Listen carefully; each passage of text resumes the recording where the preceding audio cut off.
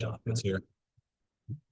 Good evening, everybody. We'll get started here in just a couple of minutes. When Trustee Chainer arrives, he's a little bit delayed by traffic. I do think there's a little bit of humor in the first earlier meeting time, and the first victim is a trustee. Joni, make sure you give him a hard time when you see him. No, no, which way is he coming from? So we'll get started here in a little bit. I will say before the meeting is called to order, if you're here in the audience tonight, please make sure you sign in at the book. Is the book over there on the table, Ashley? It's a paper. It's a paper. Okay. And then one of my favorite parts of this gig, we get to do some firefighter swearing in as the meeting starts today. So we'll do that. And then after we get that through, then we will pause for about 5 minutes to let the families congregate, celebrate, and then move on, because I know you guys don't want to necessarily stay for the excitement of a trustee meeting. That, and it generally creates quite a bit of noise in the back hallway. So just want to let you know that about that before we get started. So again, we'll get started here in just a couple of minutes. All right. Good evening again, everyone. I'll call the meeting to order. Would you please join me in the Pledge of Allegiance? I pledge allegiance to the flag of the United States of America and to the republic for which it stands, one nation, under God, indivisible, with liberty and justice for all.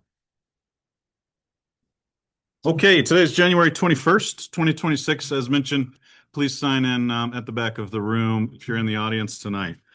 We'll get started tonight with the fire department. Chief, you want to take over? Thank you, Trustee Holiday. Myself and Chief O'Brien are very thankful for the support of the trustees and the township and the opportunity to swear in 2 new full-time members tonight. We'll start with Jacob Waite.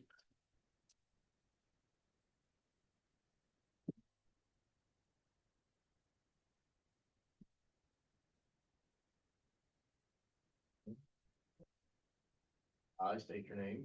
I, Jake Wade, do solemnly swear or affirm that I will support the Constitution of the United States, Support the Constitution of the United States, the Constitution and laws of the state of Ohio, Constitution and laws of the state of Ohio, and will faithfully discharge the duties of firefighter paramedic and faithfully discharge the duties of firefighter paramedic at Harlem Township Division of Fire at Harlem Township Division of Fire in Harlem Township, Delaware County, state of Ohio, during my continuance in office, so help me God. Harlem Township, Delaware County, state of Ohio, My continuance during my continuance in office. in office, So help me God. so help me God. Congratulations.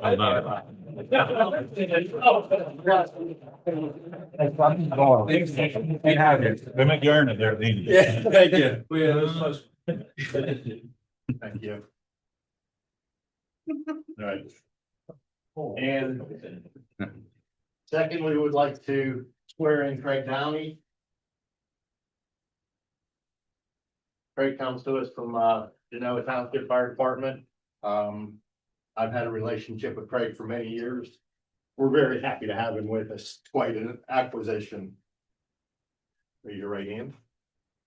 I state your name. I, Craig Downey, Do solemnly swear or affirm do solemnly swear or affirm that I will support the Constitution of the United States, that I will support the Constitution of the United States, the Constitution and laws of the state of Ohio, the Constitution and laws of the state of Ohio, and will faithfully discharge the duties of firefighter paramedic and will faithfully discharge the duties of firefighter paramedic at Harlem Township Division of Fire at Harlem Township Division of Fire in Harlem Township, Delaware County, in Harlem Township, Delaware County, state of Ohio, during my continuance in office, state of Ohio, in my continuance of office, so help me God. so help me God.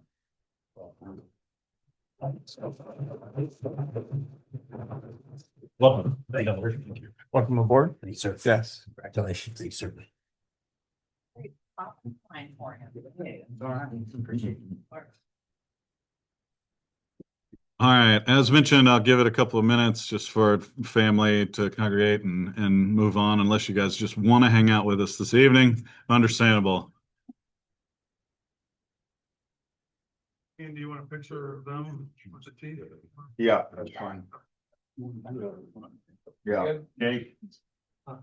You're getting put back up in the front. All trustees in the picture too? Yeah. That would be great.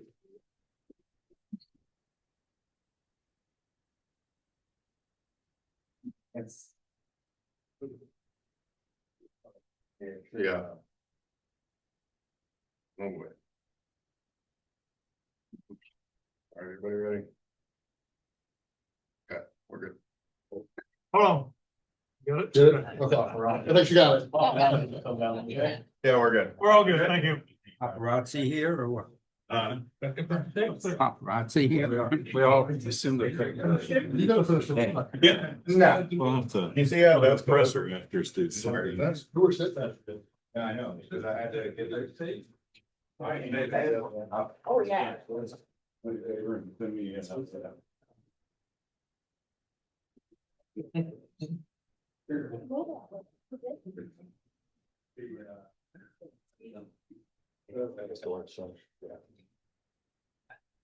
All right. Smaller crowd. Small, it did thin out a bit.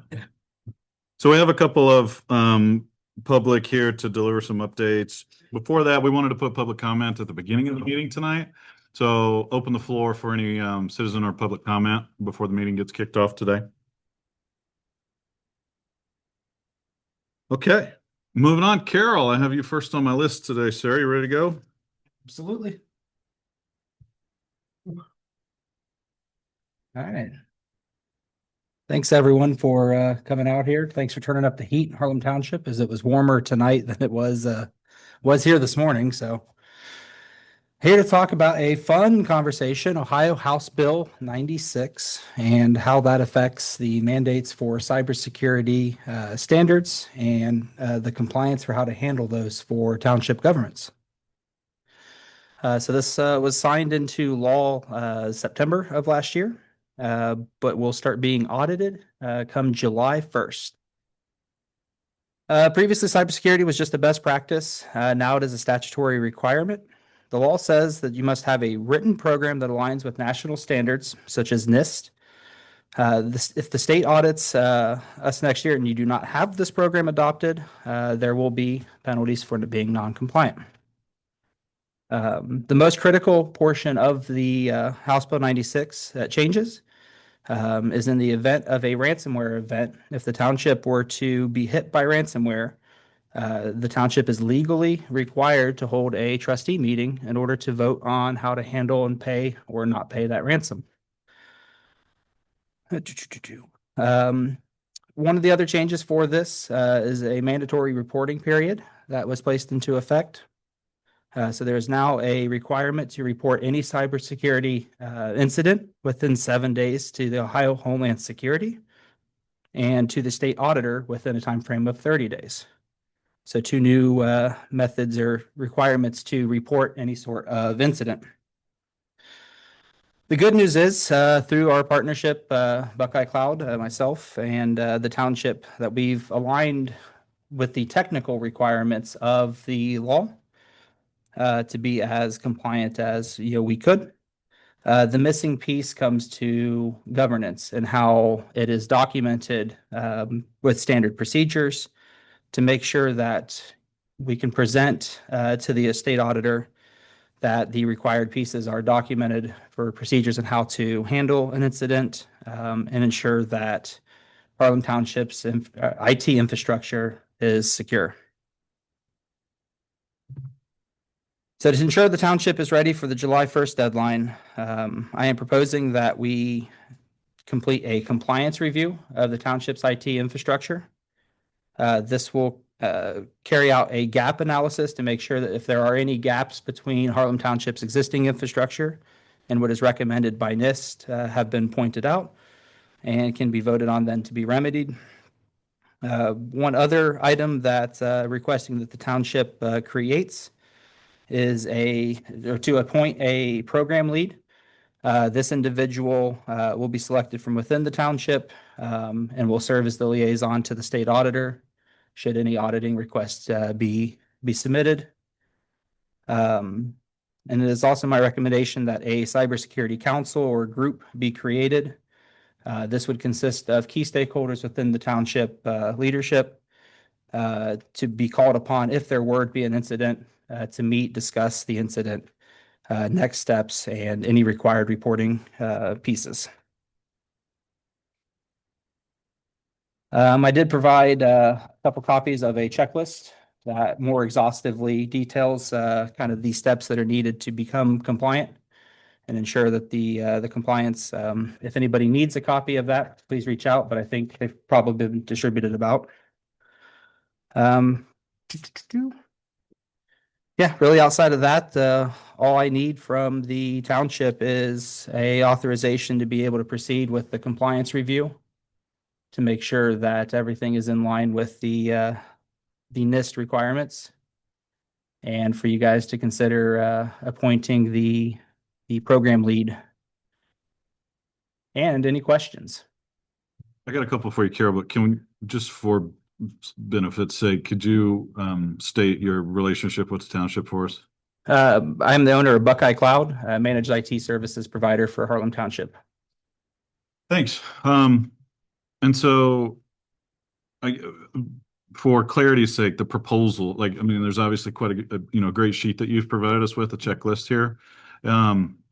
As we talk about phase one, which is what specifically has to be done by July 1st, are all of these additional, essentially, what, 6, 7 bullet points here? Are these things that we need to do, or are there only a few that you're saying that we need to get started with? So I've kind of highlighted on the list a separation of duties here. Most everything on this list does need to be checked off in terms of, at least considering the bullet point. The key is the program lead. Couple of different titles in the official documentation from the state of Ohio, what that individual is called. But it's program lead, cybersecurity officer, chief cybersecurity officer. Typically with townships, it becomes the role of like a township administrator or fiscal officer, since they're already kind of in relation with the state auditor. But that is a key piece, because the state's going to come and ask, an individual for where is your documentation for how to handle these events.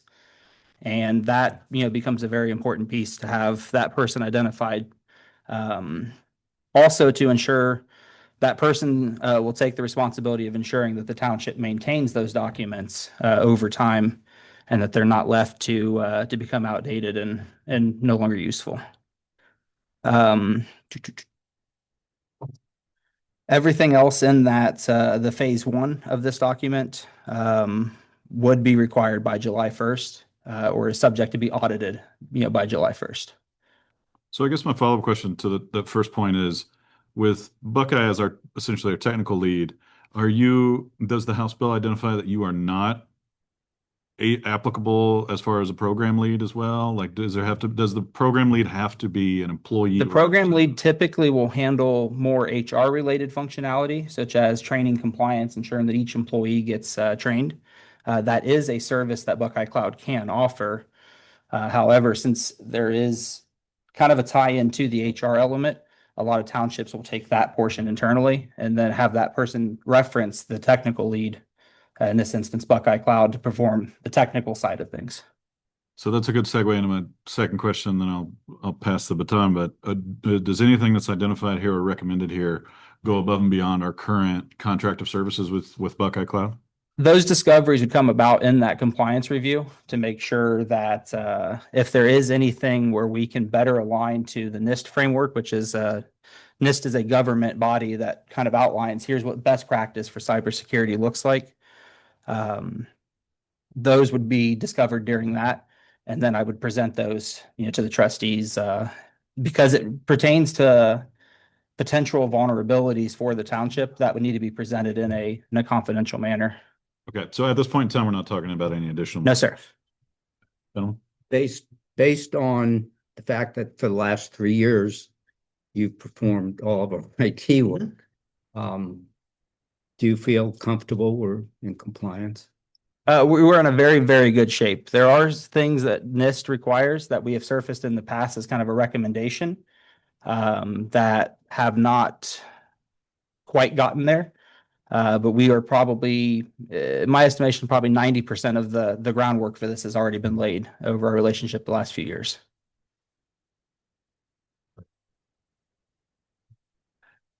Okay, next steps, Carol?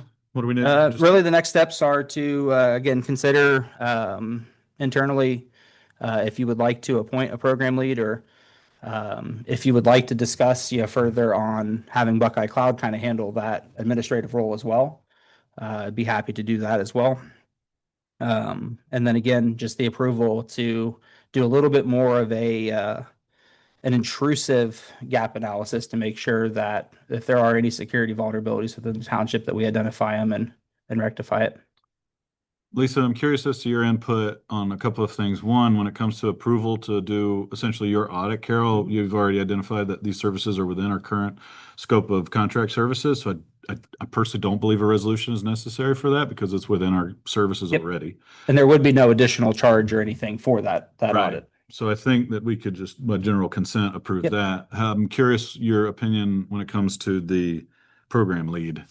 If Well, if I have to put on training, how would I do that?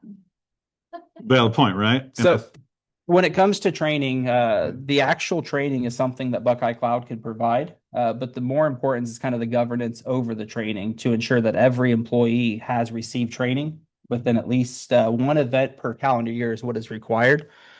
My recommendation is for cybersecurity training, having everybody pack into a room, watch a PowerPoint, check the box and move on oftentimes doesn't prove to be the most effective way to train. So what we typically do with other businesses and entities is do kind of an ongoing monthly training where you can simulate like phishing attacks for email attacks as being probably the most popular way to be compromised through email. You simulate those attacks. You can get kind of a report of who fell for it, who reported it appropriately, and then provide direct training to the individuals that could have potentially been compromised to ensure that they're actually learning from the events and it doesn't become just a check the box type of compliance. So we can provide the training material. But again, the program leads more there to ensure that there is a documented, everybody got their training, the cybersecurity annual training on this date and the policy for the maintenance trainings throughout the year. any additional thoughts from the board? I think we need to come up with who we feel, I mean, I don't know whether it wants to be a trustee or that basically works with Carol, or whether you want Ashley, just to come up with what we think we need. And My sense is that this is an Ashley role at this point until there's a township administrator. She's here every day. You feel comfortable? She's kind of the HR.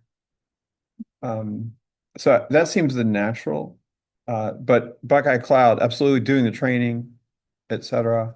And here's the accountability administrative or program lead. Yeah, like I said, the name gets called out in various ways, but really it's that person, who's the point of contact from the state side, for Harlem Township, who's that person. I mean, I'll help as much as I can. I just can't be here training during the day. Yep. You know what I'm saying? Cause I'm gonna Does that need all require a this motion? for No, my next. we level. should do a resolution. The other- Ashley, if we're going to. That I'm aligned with. Yeah, and I think I concur with everything that we've said so far. I think for me, actually, it's specifically a question of bandwidth because you are township administrator, zoning administrator. I mean, you've got a lot of hats currently. So before volunteering you for something additional, I want to make sure. Yes. So I don't know if that needs to be you and Carol need time to kind of itemize what is entailed in doing this to make sure that we don't have any issues maintaining that compliance, or if in that same period of time, Carol needs to itemize for us what the additional cost would be for Buckeye Cloud to own that responsibility. I feel comfortable doing it, but Carol and I would absolutely have a meeting and see like, what does this look like? And if it seems out of what I feel comfortable doing or just more than what my plate can hold, I Sure. have no problem saying, hey, I can't. I am here all day, every day. Would you prefer to have that conversation with him prior to a resolution being made naming you the program lead? Do we think that makes sense, or are we feeling comfortable to move forward? to move forward. I think one thing I wouldn't feel as comfortable with, and I think this would be something that Lisa could do outside of the day-to-day. You have the relationship with the auditor. So if something needed reported, I could write a report to you, hey, this is what happened, this is what we need to report about. If you Yeah, I'll just need all the paperwork Yeah. for my next audit. Hmm. All the documentation and all that. I'll make a Yep. whole folder. So, And if something happens, we'll have to have a trustee meeting anyways. So I'll get the details, exactly what's going on and contact the auditor then. yeah, This is the day-to-day, Yeah. the Yeah. day-to-day work of it, I think I'm fine doing, keeping the paperwork, and then that way, once the audit does come up, handing you that folder and say, hey, here's all the paperwork, or if we have an incident, you could step in and report that to the auditor since you have that relationship. In the event of an IT incident, Buckeye Cloud would be taking lead from the technical point and finding the root cause, mitigation, documenting all of that as required by the state. And then I would be handing that over to the program lead to say, hey, here's the report, validate that everything looks correct from your end. And then it would be the program lead that sends it off. So the 90% of that lift is already going to be done by Buckeye Cloud. It's just that final accountability piece. And then on the inverse of it, should the state come back 2 years from now and say, hey, we need, records of this incident that you submitted to validate that it's, being kept, they would be reaching out to Ashley, and then Ashley would have to maintain those records. Lisa, since the HB 96 conversation was on the agenda for tonight, we shouldn't have any issue adding a resolution to the effect of naming Ashley as that program lead to the meeting tonight. Yeah, as, like I said, as long as I get, like, every year I need that paperwork, so I can put it in the box, Okay. so. 2026, 2027. Sure. I'll So- just keep so- the documents and then just at the end of the year, hand it to you and say, hey, here's your box of stuff. So moved. Yeah, appreciate it. So Ashley, let's add a resolution to that effect. I'll let you determine the number.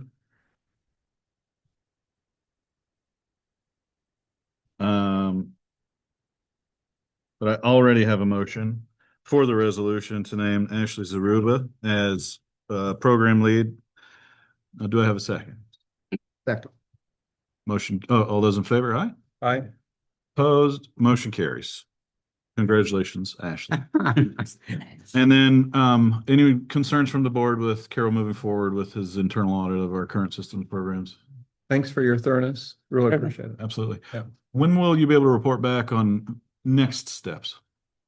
Before the next trustee meeting. So again, what we discover in that will not be presented to the public because it is potentially going to be presenting gaps and cracks that could be Sure. exploited. So I can work with Ashley if she's the designated program lead on how to surface that conversation and when we should actually hold a meeting for that. But within 1 month's time, we should have that ironed out. Perfect. Once we get that ironed out, then I can hand over the rest of the documentation in terms of how to report incidents, standard operating procedure for IT infrastructure within Harlem to be compliant with the House Bill 96. Wonderful. Anything else for Carol? Thanks, sir. All righty. Appreciate all your help. Absolutely. Everyone have a great night and enjoy the cold weather that's coming up if you're a cold weather fan. Oh, yeah, tell me about it. Okay, next up we have Dan, and forgive me, Towsley, I thought I was going to be right. With a short information on the Revolutionary War vet. So thank you, Dan.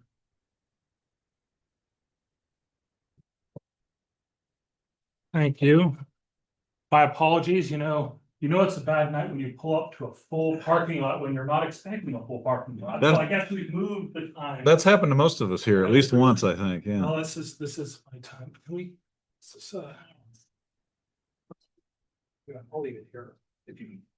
So we can put it right in the front if you want. Right. I'm just getting your slide up here for you. Thank you. Thanks, sir. You want to start with this one or with? Yes. Sorry. Good. Thank you.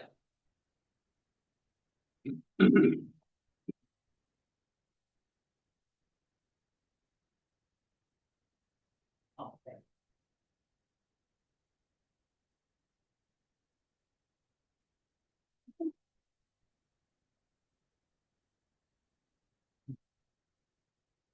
Well, good evening, trustees, and thank you for the time to speak with you this evening. I'd like to talk to you this evening about recognizing Harlan Township's veterans of the Revolutionary War.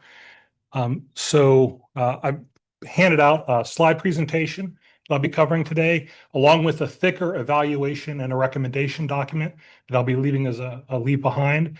My contact information is at the end of the PowerPoint presentation, so if you have any questions, feel free to contact me via email or by voice. So with that, we'll get started, and I'll try and move as quickly as I can. So we'll go to the next slide. So my personal journey to action, during the last trustee meeting, I heard Dave Schneider, our parks chair, talk about Revolutionary War soldiers whose graves were in disrepair across Ohio. And frankly, I got a little bit down during the meeting. I was discouraged to hear that was the state of them. And so kind of leaving the meeting last time, I felt really strongly that something needed to be done. So I personally set out to gather the facts, determine an appropriate way to honor these Harlem Township veterans, determine the best course of action to preserve their grave sites, and develop and present a proposal to our trustees for their consideration. So this kind of has evolved over the last 30 days. I kind of took it upon myself to develop this. The proposal that I developed is in your packet. So that's what we'll be talking about. Next slide. So just a couple of fast facts. I'm not a historian, nor do I even play one on TV. I've just have done kind of all this research. I've recently retired, so I do have some time.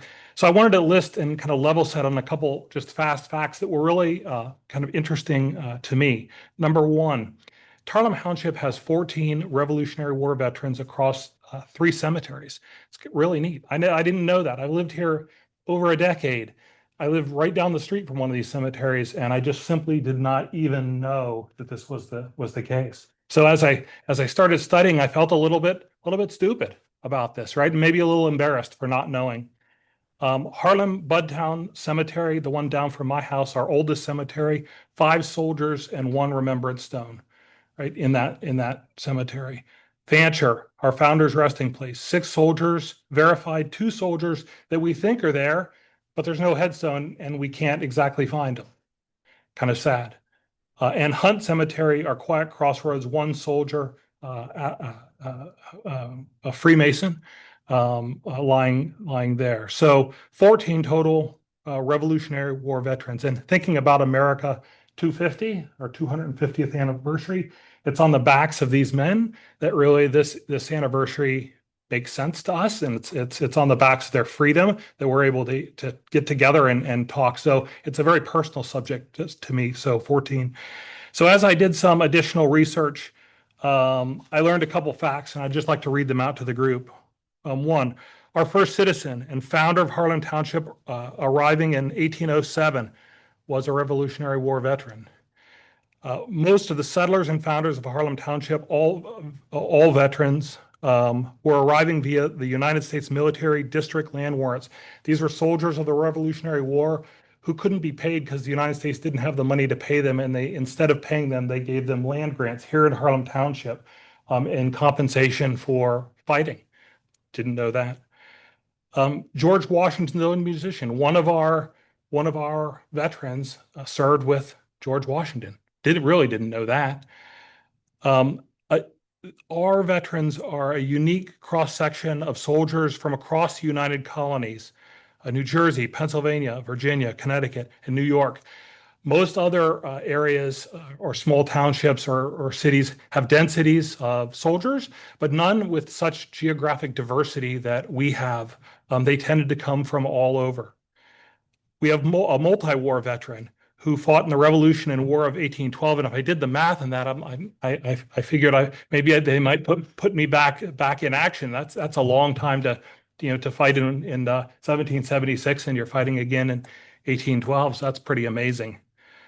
We have elite cavalry soldiers, dragoons, they're called, fantastic fighting force, and some of our soldiers were them. And finally, a soldier stonecutter whose ordained son carved the gravestones in Harlem Township. So when you pass the cemeteries and you see those gravestones, those just aren't any gravestone. Those are the son of one of our Revolutionary War veterans that carved them. They're a piece of artwork. So pretty neat. So I personally came to this understanding that, I'm thinking that we have ordinary Revolutionary War veterans here in Harlem Township. To the contrary, I would submit to you that we have extraordinary group of individuals. And my bet is as extraordinary, individuals as we look at other veterans here in the township. Next page. So getting to the assessment, that again, the document you have is just a summary. More detail is in the packet that I provided. But here's the harsh realities. The harsh reality is of their graves, of these men's graves, we have significant lichen and microbial growth over the headstones. This leaches into the headstone and literally erases the name, especially the sandstones, off of it over time. We have cracking, missing stones, excessive wear, leaning and settling. You can see in the picture in the upper left, one of them is cracking down the middle. With water penetrating in and freezing and thawing, that stone probably is not far from the face cracking clean off of it. You can see the microbial growth in the upper middle, where that dark green or that dark patching is. It is on all of the stones. And by the way, not just of these soldier stones, all of the stones in the cemetery of the same age are suffering from the same condition. We have cracking stones on our founder stone that was bound together at one point, but is cracking again. And because it's not properly sealed, the freeze-thaw cycles continue to crack the stone despite the binding together. On the lower left, you see a stone that has been completely erased. One of the soldier stones, you wouldn't be able to read his name or anything about the stone because it's been worn almost featureless in the cemetery due to the moss and growth that has just eaten it away over time. We have leaning stones in the middle lower section. You can see they're leaning over. Some of the stones are almost leaning to the point that they're touching the ground because they've not been straightened over time, and they just continue to lean and fall and crack. And finally, and maybe more disturbingly to me, I found missing stones, a place where there once was a headstone or pieces of stone laying all over the cemetery, and in some cases outside the cemetery fence, pieces of stone where things have been hit with a lawnmower or other things and flung outside the cemetery. So very disturbing to me, and something that I personally want to remedy and take a lead in remedying, because I think we're better than that for these soldiers. So basically the bullet here is time is running out for us to save this irreplaceable part of our township history. If we don't act now, simply we were going to lose this history and lose these stones. So on to the recommendations. The recommendations you'll find in your packet fall under two main pillars. I think that and recommend that there's an effort to recognize and educate. I think we've got to recognize these veterans in this 250th birthday year, and we have to educate our public, like I needed to be educated, that this even exists. I'm sure most of our residents don't even know that we have soldiers like this, and I think that it's important in this 250th year to put forth an effort to educate. So a block under that, and a block under preserve and protect. We have an obligation as a township to preserve and protect these places for future generations so that anyone can go and learn about these fantastic Americans and people of Harlem Township. So what I'd like to do is just spend a couple minutes and cover my recommendations under the proposal that you have. Again, this is just to create a summary for you, and I can answer any other questions. So under recognize and educate, I'm asking that we allocate 10 minutes of every township trustees meeting to educating ourselves on each of these soldiers. I've got a poster that I'll go over here really briefly as a demonstration of what that presentation would look like, but I think it'll show a certain commitment to educating and understanding who these individuals were. I'd love to engage the communications committee and the Harlem Township Heritage to engage them to find out better ways and come up with creative ways to honor these veterans. We've got great committees, so putting them to work to come up with ideas on how to get the word out. I'm recommending special recognition at Harlem Township events throughout 2026. We've got great events, and I think these events are great places where we can highlight these individuals so we can bring their names to the forefront and introduce them to our citizenry. And a specific idea that I had, I designed a trading card for one of the things. So I thought a little bit about how to get younger people and kids involved. So I've got a trading card and researched that it wouldn't be that expensive. So a trading card or something like this is a way to get young people involved, to know who the individuals were, know what the weaponry that they may have used, the injuries that they might have suffered, and even place a QR code where they can scan and find a map and go to that grave site as a challenge or whatnot. Maybe this idea is great, maybe this idea is not great, but I put it forward kind of as my idea of something to try and engage young people in our history and get them involved. On Preserve and Protect, I'm requesting $20,000 per year to be devoted of the township's budget to the restoration and preservation of all historic grave sites prioritized by severity. So the oldest, most severely compromised stones would be first in line to be preserved. 2026 expenditures would be focused on cleaning and removing biological growth, mitigating cracking, straightening, and adding memorial plaques when the damage is too severe for mitigation, with the focus on these veterans and their wives, because these were also our founders and the families that they created were really important. So I think as a family unit, we would focus the restoration on those family units. All preservation work would be done by a professional grave conservator, not amateurs, not volunteers. So it would be professionally contracted because these are over 200 years old. They're very delicate, and we need to have professionals remove this growth and straighten these stones. I have reached out to them. They're actually very busy. We're not the only ones to think of this, and most of them are fully booked up. So I'm asking tonight to get a go ahead tentatively to at least engage one of these conservators to have them come out. I did find one conservator who, although he's fully booked, he's in Southern Ohio, and he'd be willing to come out and look at them. And I'd like to do that as soon as we possibly could. Under the direct oversight of the trustees in the Harlem Township Maintenance Department, I'd like myself to be authorized by the trustees to lead a select group of volunteers to remove overgrown plants in Harlem Cemetery because they also are causing damage. These probably were planted. These are plants that were planted at yucca plants that were planted at some point, and now they've totally overtaken some of the stones, and they're wearing against the stone, and their roots are growing underneath the stone, and they really need to be removed.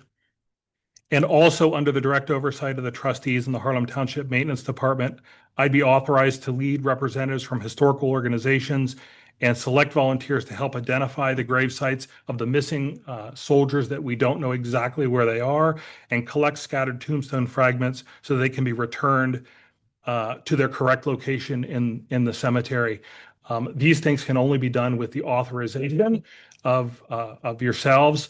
As I learned in research, it's a 4th-degree felony to disturb anything in a cemetery without the trustees' specific authorization. So I would seek that authorization. So overall, I ask for the trustees to consider the recommendations that I provided and vote on a resolution supporting these recommendations in the next 30 days. And the last slide. So I thought of a way to kind of wrap things up, and I thought about this a little bit, and I came up with kind of the following quote that is heartfelt from me, and gets at my feelings on this topic. Harlem Township is not just a rural community. It is one of the densest repositories of Revolutionary War history in Central Ohio, ranking in the top tier of veteran rural burials. From the signed artwork of a pioneer sculptor to the resting place of Washington's own drum major, our cemeteries offer a rare dual site window into the lives of the men and women who built the Ohio frontier. So that concludes my presentation. If I can have a couple more minutes, I'd like to present on Zimmery Hills, who I would recommend be the veteran, Revolutionary War veteran for January for Harlem Township. Please, sir. So Zimmery Hills, born 1762, dying 1834. Wife, Milla Caitlin Hills. Zimmery Hills made a significant physical sacrifice for American independence while serving as a dragoon, a mounted infantry in the Connecticut State Troops. Enlisting in Captain Elijah Hiller's company of Colonel Ezra Starr's regiment, he was tasked with patrolling the volatile neutral ground between British-occupied New York and the Patriot interior. His active service ended dramatically in August of 1779 during a skirmish with British squadron at Horseneck, Connecticut. During this engagement, Hill sustained a debilitating defense wound from a broadsword strike that severed his thumb and his first two fingers in his right hand. This permanent disability, which forced him to relearn manual tasks with his remaining fingers, later served as primary proof for his federal pension application in 1832, as he had lost his discharge papers during the migration. Around 1814, nearly two decades before his death, Zimmery and Mila were joined the westward migration of veterans moving from Vermont to the United States Military District in Ohio. They settled in Harlem Township, Delaware County, with some or all of their 8 children, an area then characterized by dense, heavy timber that required immense labor to clear for farming, paints a picture of a grueling prospect for a man with a maimed, dominant hand. While specific description of their pioneer cabin does not survive, legal notices from 1868 regarding the unknown heirs of Zimmery Hills suggest that their land title eventually became entangled with neighbors like the Fairchilds and the township's developing legal landscape. And the map on the poster shows where their homestead was on the east side of Harlem Road and of Harlem Road and Fancher, just up from the cemetery is where their land was. So if you live in that area, you're walking on this homestead or where this homestead was. Today, Zimmery and Mila are recognized as foundational pioneers of the community, resting in the old section of Fancher Cemetery, where Zimmery's grave is distinguished by a Revolutionary War veteran marker. I'll leave the poster here for anyone who'd like to see it, but this is the kind of brief introduction of these veterans that I would like to do, and create a poster for each one of them so that during any of the events, we can take the poster, people can read about these great Americans. So with that, I'll see if there's any questions. Gentlemen. No, thanks Thank you. very much for this work that you've done over the last month or so. It's greatly appreciated. And how can we do less? Is my thought in this regard. I did prior to this meeting talk with Jason about this, and specifically about the cemetery budget. And we can readily cover these expenses if that becomes the will of the trustee board. So it seems to be something that we have a responsibility to do, in my opinion, and that we have the capability of doing. And your willingness to take on this project and be proactive is to be commended. So thanks, Dan. I appreciate it. Thank you. Thanks. I love the trading card idea, by the way. I do too. I have an almost 9-year-old at home, and between Pokemon, baseball, hockey, I mean, there's nothing but trading cards in my house. So I think that's outstanding. All I need is a thumbs up in a week, and they'll be back here printed up. I will defer to Lisa on some of the financial stuff, but I think what we were talking about with trying to get some of that remediation of biological growth, things like that. You had indicated, Jason said that there's room in the existing budget to do Yes. so. So I don't know if that needs resolution act or if that can just be facilitated within the existing budget of the cemetery. Yeah, we can, because we haven't done permanent, we're still in the, so. We can just handle that. put it in there. And the beauty of that is that it becomes a part of township life. And so this isn't just a semi-quincentennial happening. This becomes a part of your regular budget, Jason. And that we, for subsequent boards of trustees, have this responsibility and set aside these funds for this purpose. So that over time, I would assume, Dan, we can hit a lot of tombstones over time. Yeah, that's correct. The cleaning will run about $200 per stone, right? So not a lot. The leveling is a little bit more and run between, up to about $1,000 a stone. So even the first cycle of $20,000 will repair quite a few. So we're talking about between a 4 and a 5 year cycle to actually hit virtually every historic stone in all of the cemeteries. So, so that's about where you stand. So you will see measurable progress every single year. Yeah, the permanent, additional 20K, I think that's the part that'll have to wait for another meeting, correct, Lisa? So if we can, in order to make that a permanent allocation? Okay, We can, and more if we need to, prior to approving the permanent appropriation. so from a fiduciary, is there anything that needs resolution tonight For him, to get moving on this? yeah, Which part? give him permission to work with Jason, Okay, work on. Mr. Chairman, yes, sir. this is the first that I've heard of this. We're looking at $20,000. I'd like to know, in terms of the county, with Fabia Taylor, who does restoration for the Veterans Administration of Delaware County, what's been discussed as far as that? So just in conversation with Dan, the VA they prioritize the graves of veterans who are missing, or who have been lost. And so when we're looking at a number of tombstones that don't fall into those categories, it's not, their resources, I don't think, are going to be contributed to that, but you can speak to this. And I'm not saying this isn't, a great Yep. idea and that we shouldn't be doing it. Yep. What I'm saying is, this is the first time as a trustee, and I don't know, maybe you've heard about it before. No, I have not, but Okay. I understand the direction where you're going, and that was kind of my same thought. Like, because I don't think anybody sitting here would have any issue spending money to take care of veterans in general, much less the cemetery. Yep. I think it is the question of, have we done the diligence and explored every resource and avenue as to how to get this done? I think that's where you're going with this. And it's not, that it's not in the cemetery fund, and that's an incredible It actually- use for that money. I'm not, Yeah. I'm not So this- questioning that. We have a couple $100,000 or more in the cemetery fund that we don't spend, that is for this kind of work. And we just don't spend it.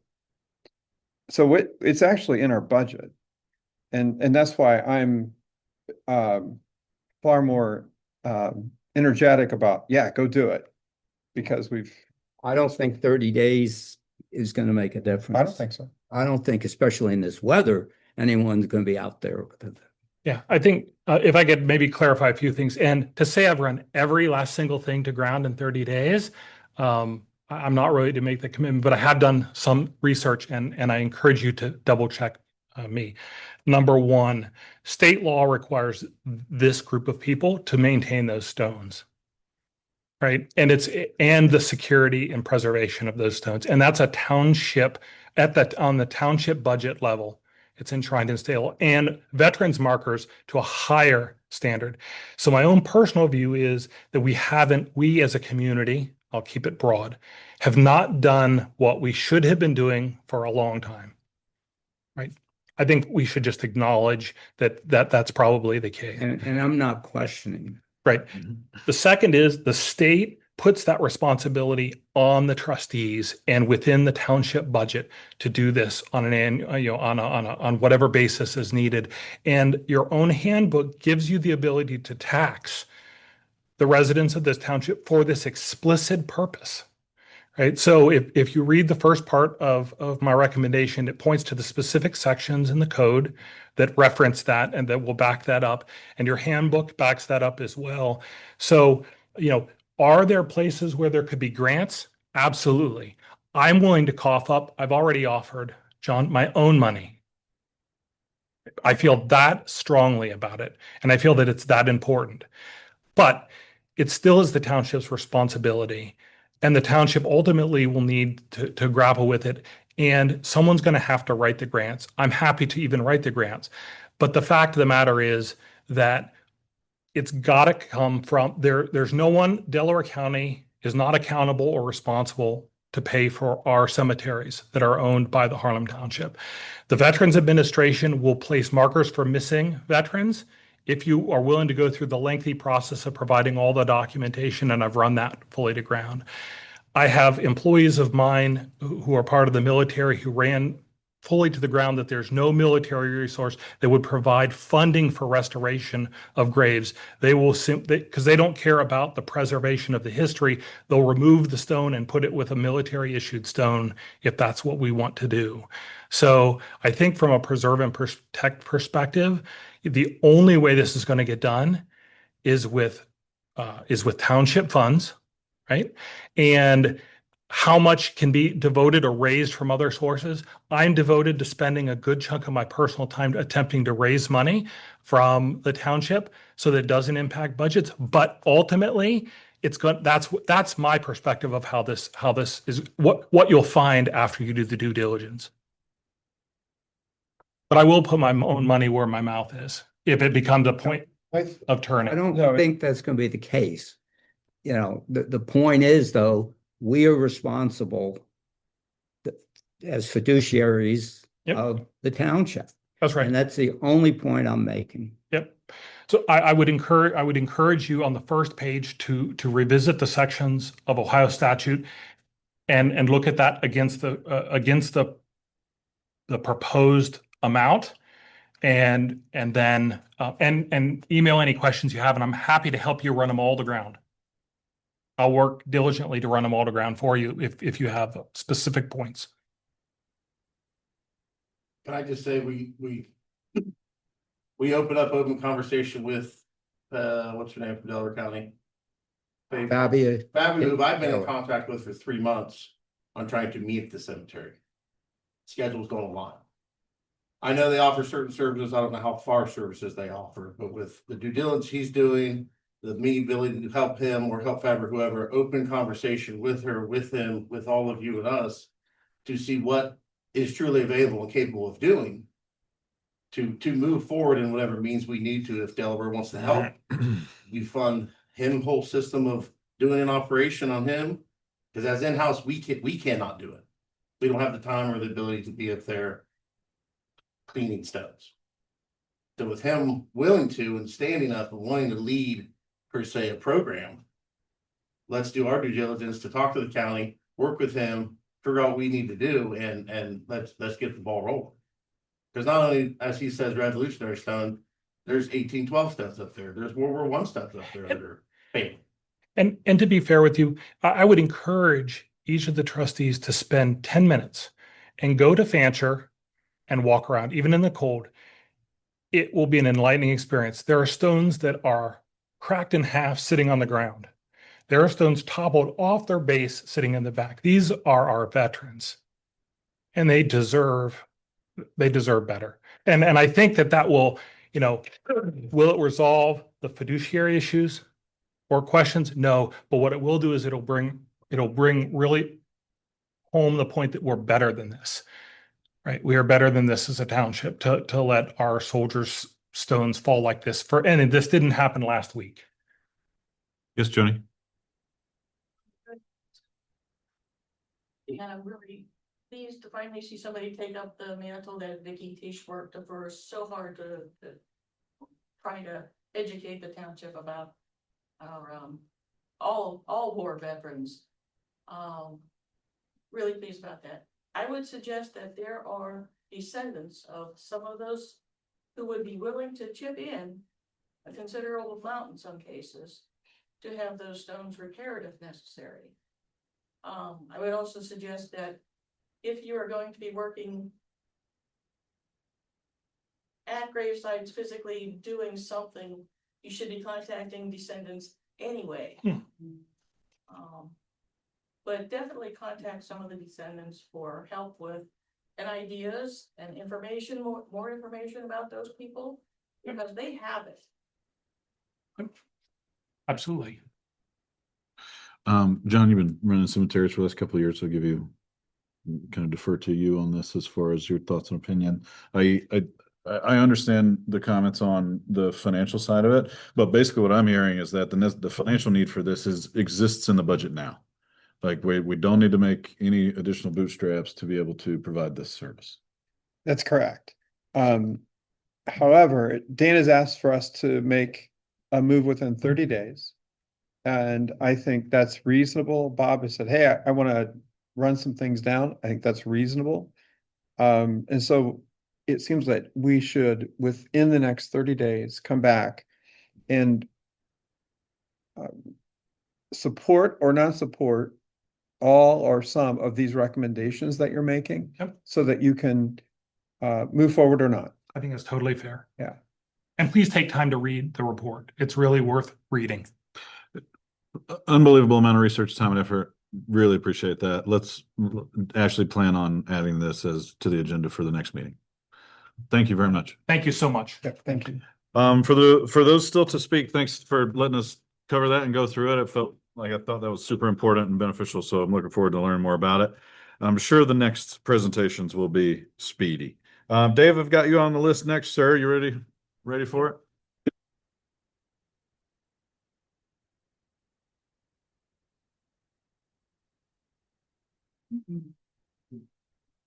You've got mine up there. I'm gonna flip flop my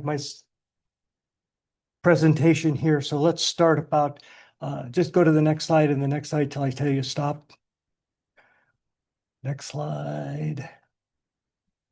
Next slide. Next slide. Next slide.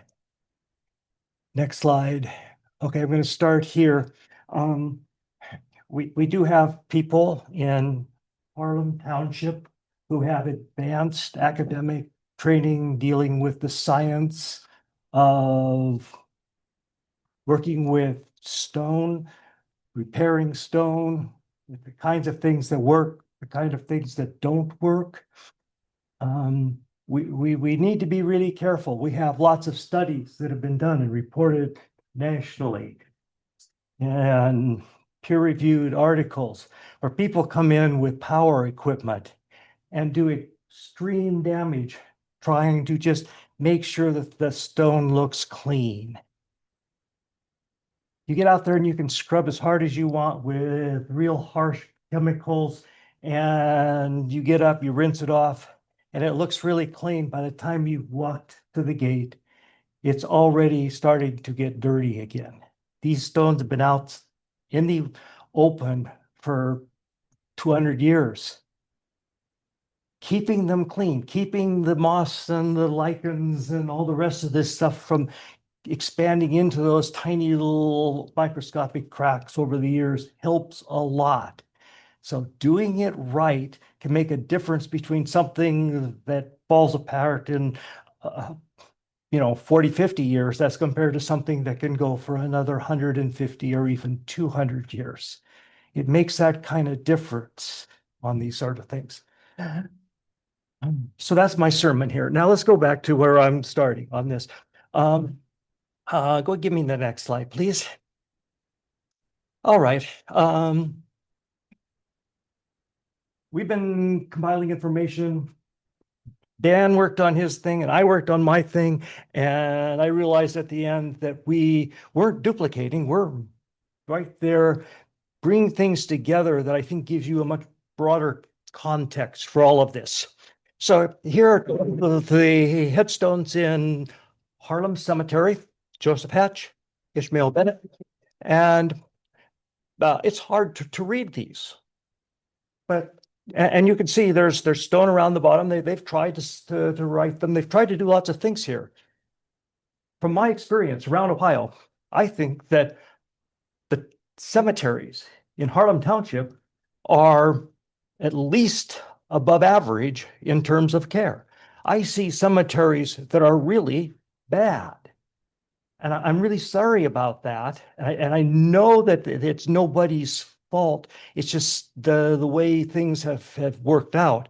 But we have done a great deal of effort. Joni mentioned Vicky Tish there to help care for our cemeteries. We want to keep doing that. Okay, so let's go to the next slide, please. Okay, so here are these slides, and the one on the left is the same one. We both noticed that that's splitting there.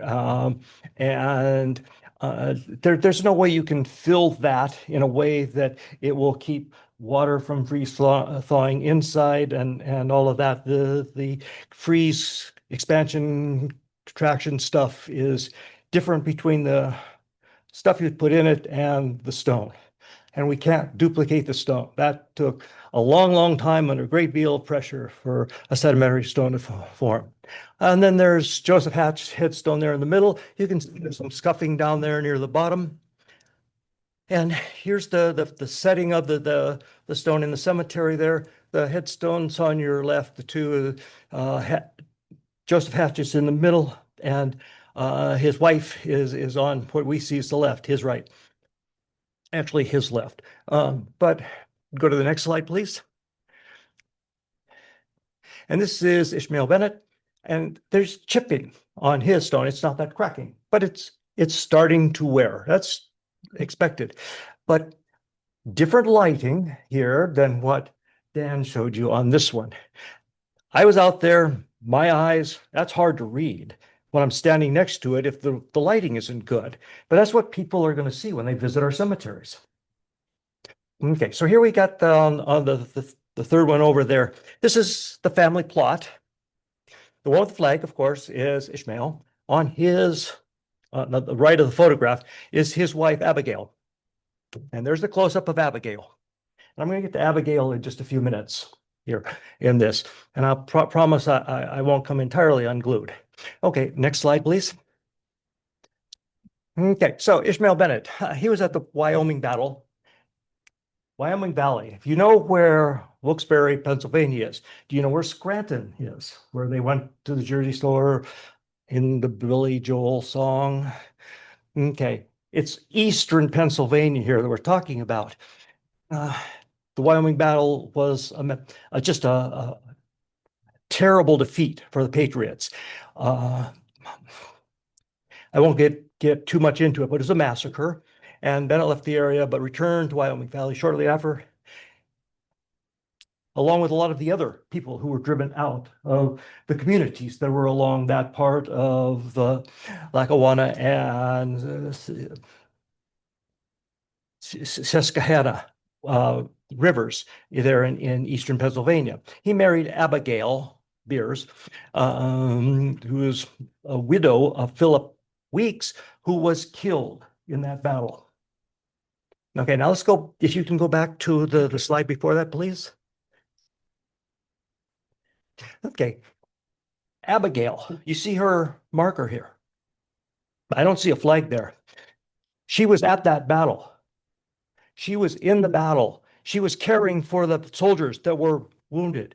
We had soldiers that were terribly wounded who were just murdered after the battle. People were there trying to rescue the soldiers, risking their lives to do that. And then she came back to that valley because that was a community that she felt she could be strong in and that they needed her and she needed them. This is an amazing story of somebody who survived a vicious, violent battle and still came back and stood strong. And then they moved here with their children her second family to Harlem Township, and she lived here. And she was a very well noted person within this community.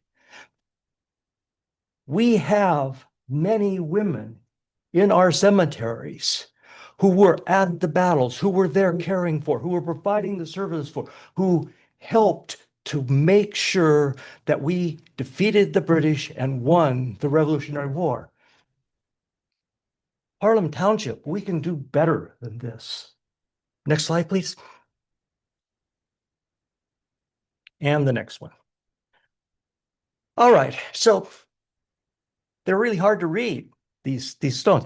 On the left, how many of you saw that there's in a design down at the bottom, a motif, there's a scripture written. It shows really clearly there. This is AI reading. This is stuff that Dan is doing with it. You put photographs together and you run it through the algorithms, and it comes out with, it can show you that's not the real stone, that's an image. We have lots and lots of different ways we can preserve and protect stones in our headstones and all the rest of our cemeteries. We can do this. And we can have archives where students 2, 3, 4, 5 generations from now and more can go into essentially like a library, although it's probably a virtual library by this point, don't you think? And they can look these things up and they can see exactly what we would see if we got back in our time machines and went back 150 years. These are the headstones that people would have seen. This is just amazing stuff. This can help us make choices about where to spend money and how to preserve and protect our headstones, our graves of our veterans. Okay, and moving on. So next slide, please. And next slide, please.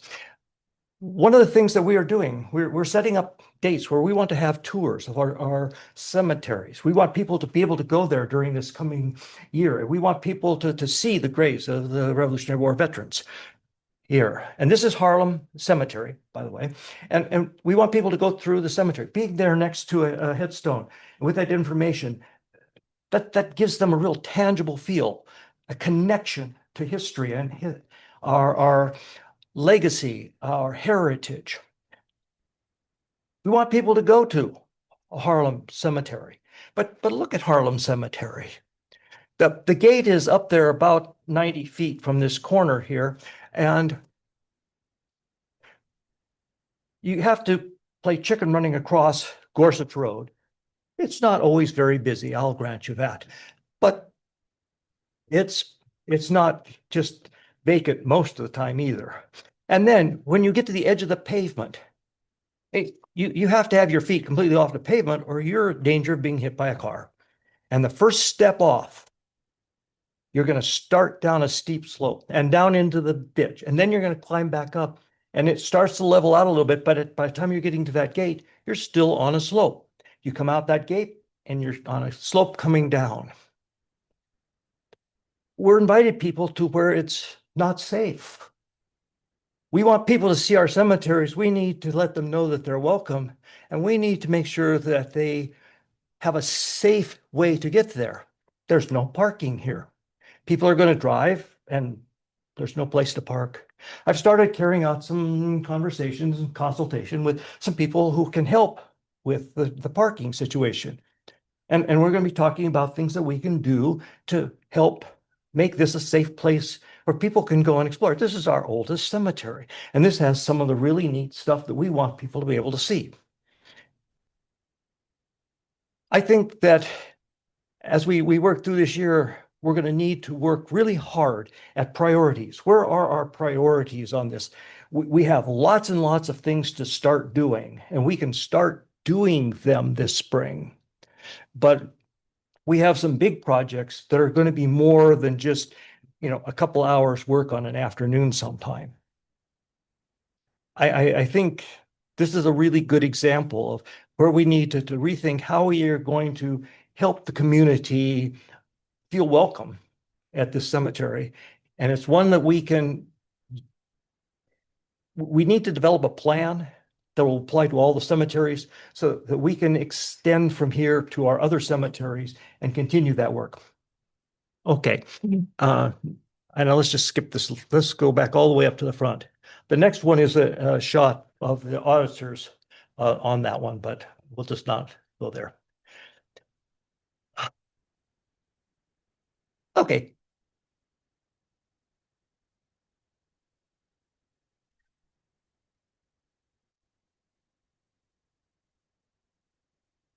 As part of the America 250 Ohio, Maryland Township work, I've met several times with people from the Delaware County Veteran Services, and that includes Fabia Taylor.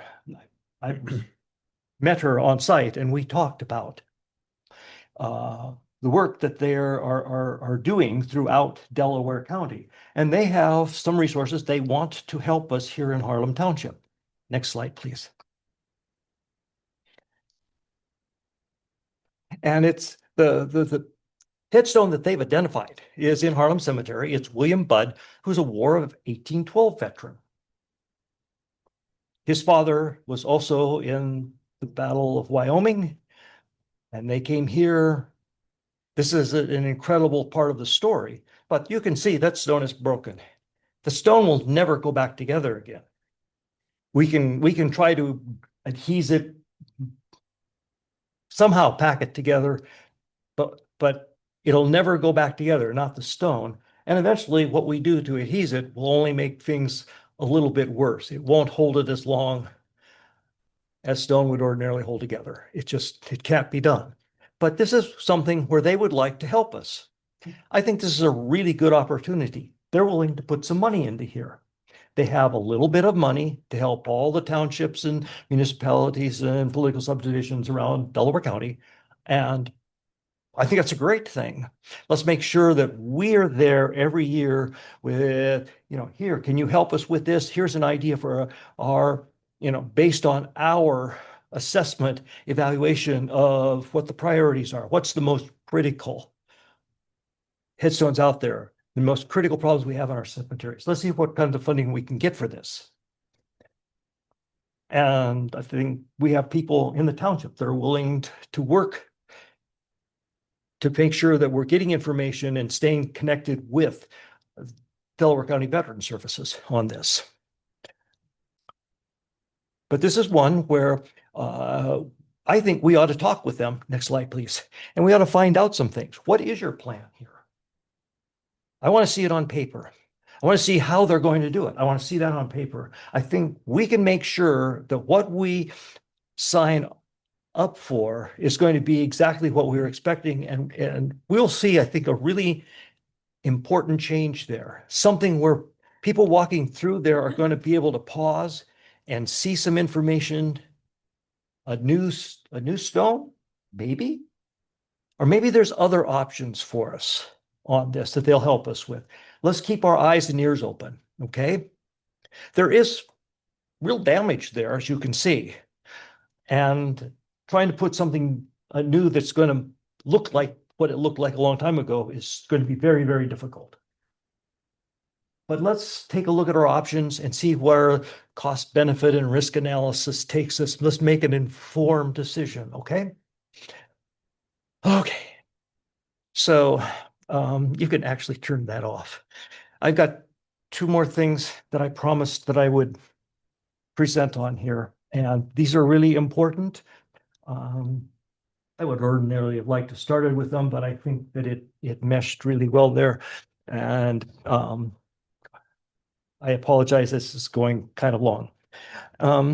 So first, the Parks Planning Committee is working on a standalone document that will provide a comprehensive plan for the acquisition, development, growth of parks in Harlem Township over the next 30 years.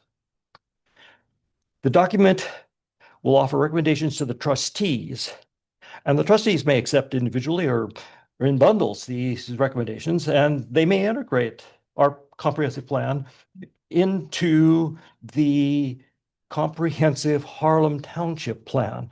the steering committee and a large number of other people are all involved with putting together for the trustees here. I think this is a real good opportunity for us to put some specific steps in place for a process.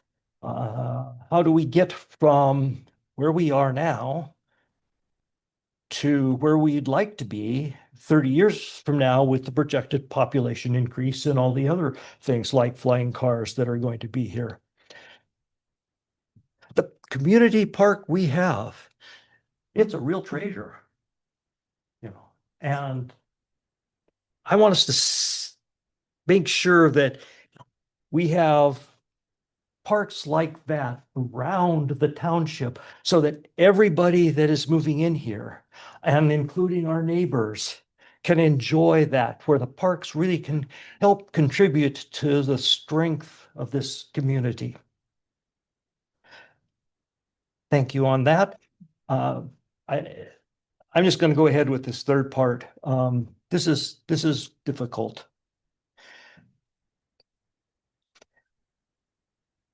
Linda Sue Skinner passed away tragically this last week, and it's been a real loss for a lot of us. She was a very vibrant person here in this community.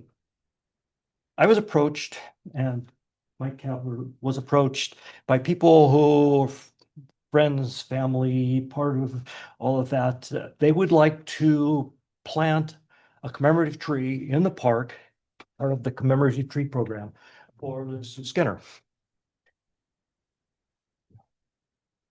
And I had to sit down and rethink a little bit and reflect on my thoughts on it. We have, I think at this point, 6, maybe 7 families that are interested in planting trees in the park. And the park was not designed for an arboretum. It was designed to be a baseball diamond, 2 baseball diamonds. They wanted to see baseball played. Baseball requires open fields out there, open space. It's a community park, a village green with where people can feel like it's a place where they can be and be part of the community and meet some people or just be by themselves.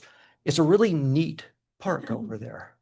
But I think, in reflecting on this, the right thing to do is for us to figure out how we can make this happen, how we can make space for 6 or 7 commemorative trees, different sizes, shapes, different ways of working with them, maybe some small groves of trees. But I've talked now with people on the Parks Planning Committee and with Mike Kabler and several other people in the community, and I think there's agreement that I'm hearing. This is something we need to do. We can make this happen, and I think we can make it happen in a way that continues to contribute to the park. The caveat is, just in terms of science, we can't put an infinite number of trees into a finite place. Now, the mathematics doesn't work well in our favor in anything like this. But this is an opportunity for all of us to work together and come up with part of our comprehensive plan, a way that we can continue a commemorative program that involves trees, but maybe other things too. I like the idea of trees. Trees really fit well here. They're trees that strong, sturdy, stand tall. That says a lot about us. I want to continue that, but I also want to explore a lot of other opportunities. But this time we are proceeding. We will have information developed as we work through this winter and into the spring. This is a good time to be planting trees. Summer is when we can be doing some landscaping to get things set up. I don't know if we can get started next fall, but I think with information in front of you, and we can have some back and forth and make sure that things are going to really work. We should be able, by the time we get into spring, to tell people, yes, we have space for you. And this is the way the process is going to work. And we're very happy to welcome you here for this. Questions? No? No. Holly, I know that Crossroads is helping with parks. Do you want to speak to that or are we good? I mean, just briefly that, we are working with them. We've set up a process to take them through a parks and open space plan between now and the end of June. And using the Parks Committee as the steering committee, looking at a survey for, that effort to out to the community. Going to connect with Lindsay on that. And just from a high level, yes, we're working with them and we'll present more details to you as we move forward with. Dave, what about a bench, instead of, but Yes. other ideas in terms of a fountain of some kind? There's a lot of different people, different families, different ideas out there. And we've had a couple of families insist that they would prefer a bench over tree. Right now, the overwhelming majority of people that I've talked to are the families. They're much more interested in trees rather than bench, rather than like the school memorial with the brick pavers that have the names on them. But they're all in favor of those. But the commemorative tree is a program that really does have a lot of support throughout the community.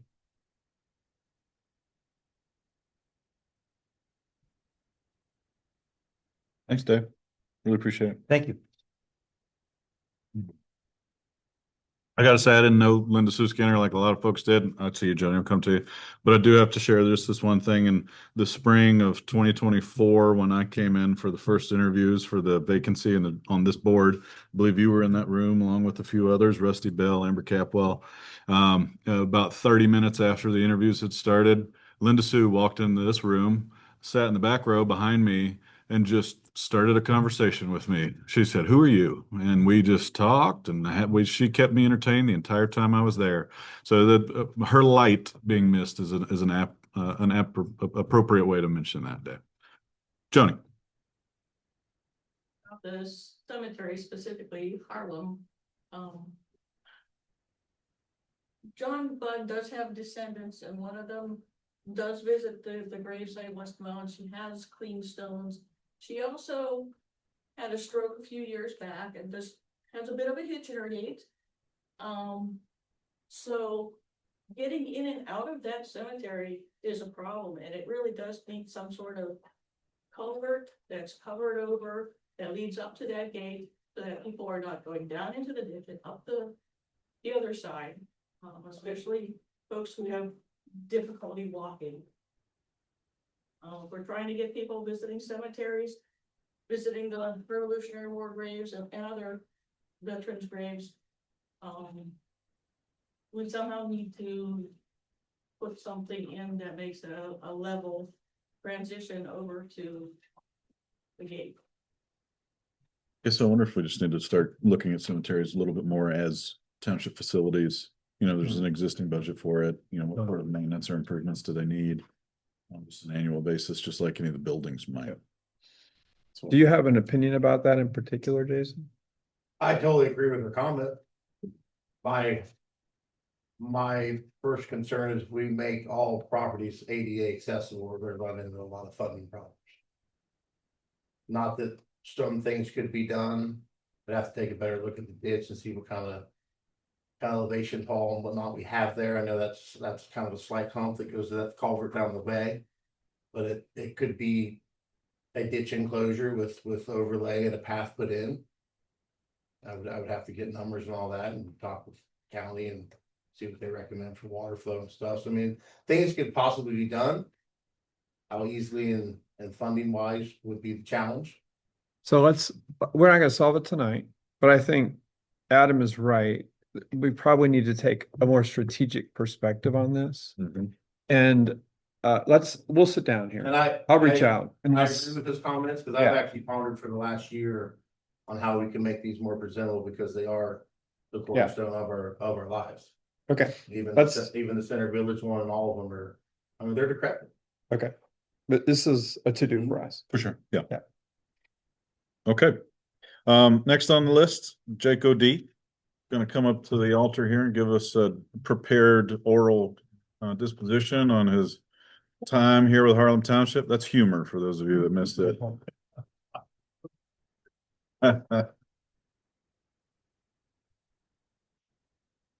You did tell him it had to be at least 1,000 words. No, right? I didn't. Oh, That's all.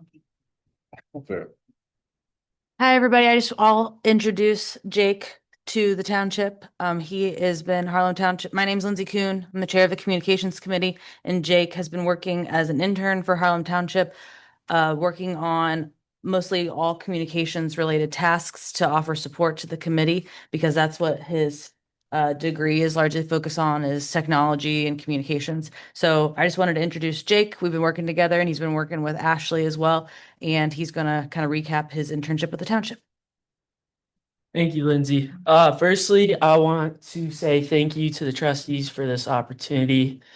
It's been great learning more about local government and kind of exploring more of my field of study. Firstly, my first task was creating a social media calendar. Sorry, I'm a little nervous. Yeah.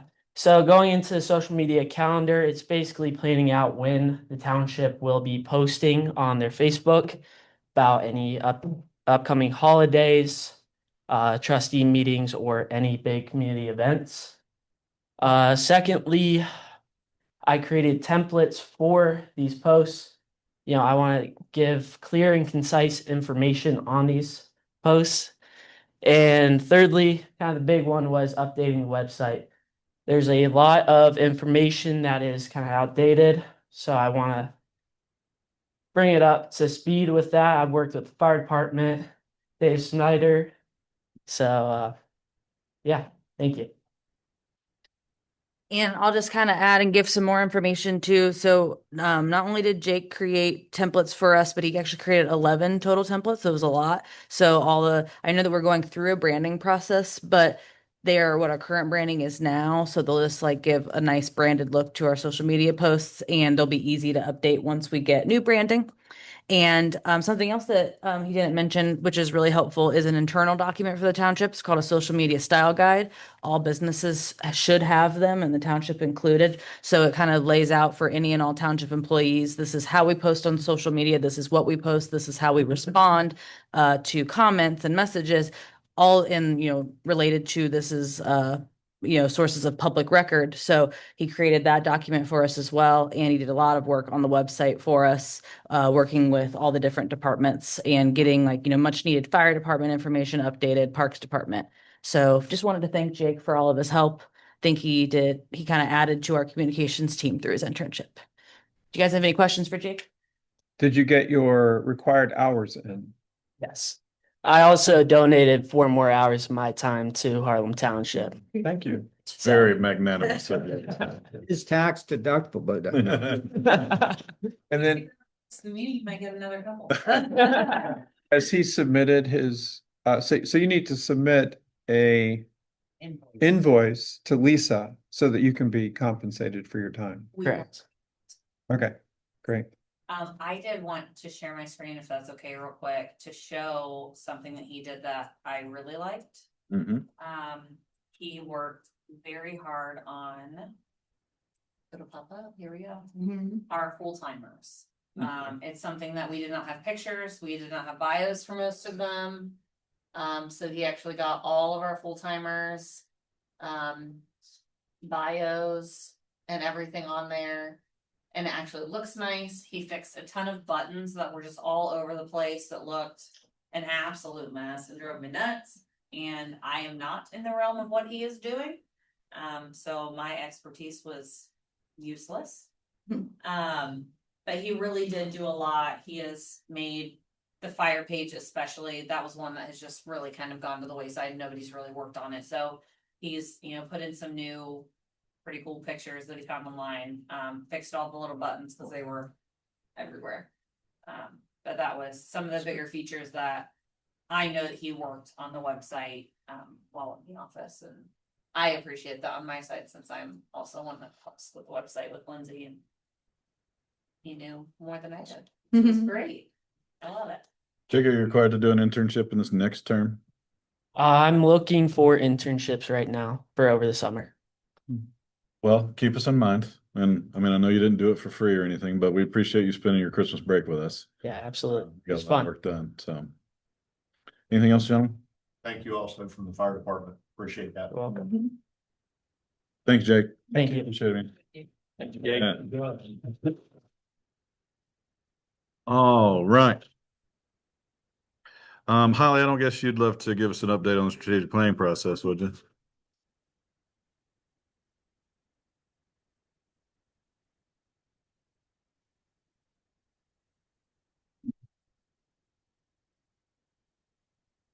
So I am pleased tonight to let everyone know that the steering committee for the strategic plan has recommended approval of the strategic plan to the trustees for consideration at your meeting tonight. I believe there's actually a resolution on the agenda for you guys to consider approval of it.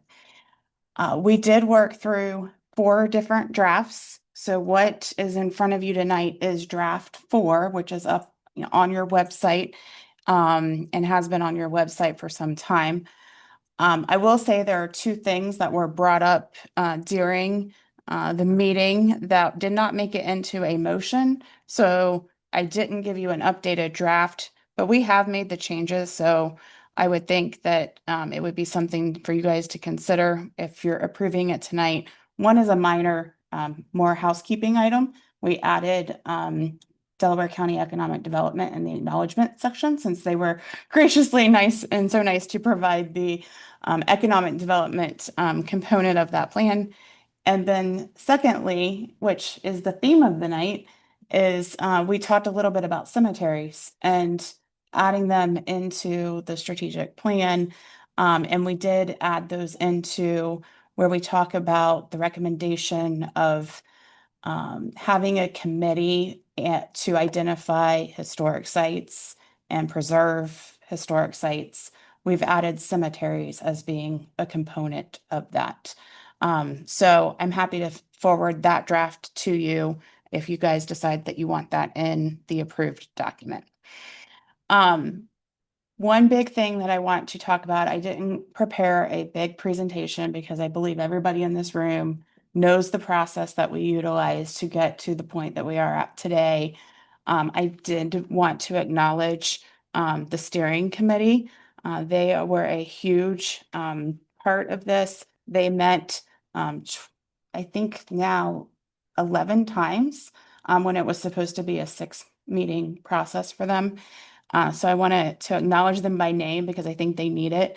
Jeff Ferguson, Tom Eldred, Alice Uhas, Amy Clark, Chris Truax, Dutch Holland, and Maureen Snowden gets an extra special thank you because she chaired the committee and did a wonderful job of ensuring that everybody's voices were heard, considered, and taken into account when making decisions of recommendations. Having said that, the biggest thing that I wanted to share with you tonight regarding the plan is that it's basically in the same form that it was a month or so ago, except that we did add some commentary into the document regarding appropriate density. That was one of the biggest comments that we received in that December-ish, late November, December-ish timeframe. And so instead of identifying or just keeping it vague as appropriate density, we decided as a committee, the committee decided that it would be best to classify or define different types of density. So what you're seeing here on the screen is the first density type, which is low density. 1 unit or less per acre. And then we provided example illustrations of that, of surrounding communities that reflect that character. I mean, at this point, Harlem Township could be part of that conversation of 1 unit per acre as it exists today. But we looked at elsewhere too to provide that illustration to you. And then going on to medium density, which is 2 to 3 units per acre. And the examples that we gave here are West Clay, Indiana, as well as Aberlin Springs. And we really honed in on those two communities because they were the part of the case studies and the field trips that the steering committee went on. So being able to tie the densities back into the plans that we reviewed as communities that were desirable. We wanted to make sure that we were showing that they have the densities that are being, reflected in this plan. And then concentrated density, 4 to 6 units per acre, looking again at West Clay, Indiana, as well as a few examples in Granville.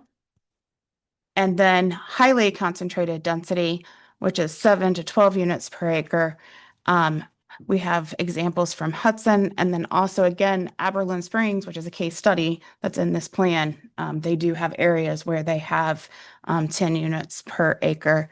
And then as well as Grove City, which is also another area that the steering committee visited and studied and thought was worth mentioning and identifying in the plan as ways to properly plan.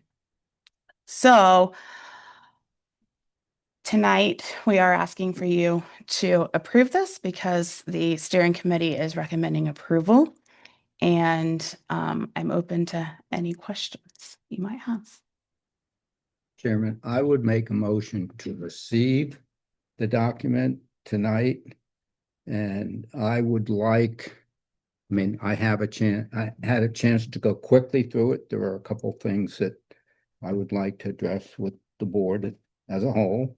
And I would like to have a meeting within the next 2 weeks where all 3 trustees have an opportunity to discuss this document as well as some of the others on the agenda this evening. Because we really haven't had that opportunity as a group to do so. During the steering committee process, it was the input from the residents, which was phenomenal. But I would think it best that we each have a chance. I don't know whether you've gone through every item and every recommendation and every time period or not. I don't know. I have not. I did on earlier versions, but this latest I have not. So again, I'm saying, if we receive it, then within 2 weeks, we can sit down, we can review it. If there are questions that we need to work through, we can do so and then prove it at that point. John? I'm fine with that. I know there are a lot of items on the agenda tonight that fall under the category of development. And last year, there were opportunities for us to have a second meeting that was focused on that. So this makes sense to me. So I'm totally in favor of taking a number of these items, putting them in a development category and having a meeting in 1 or 2 weeks to discuss. Okay, so we'll maybe tackle that when we get into trustee business here in just a minute. Okay.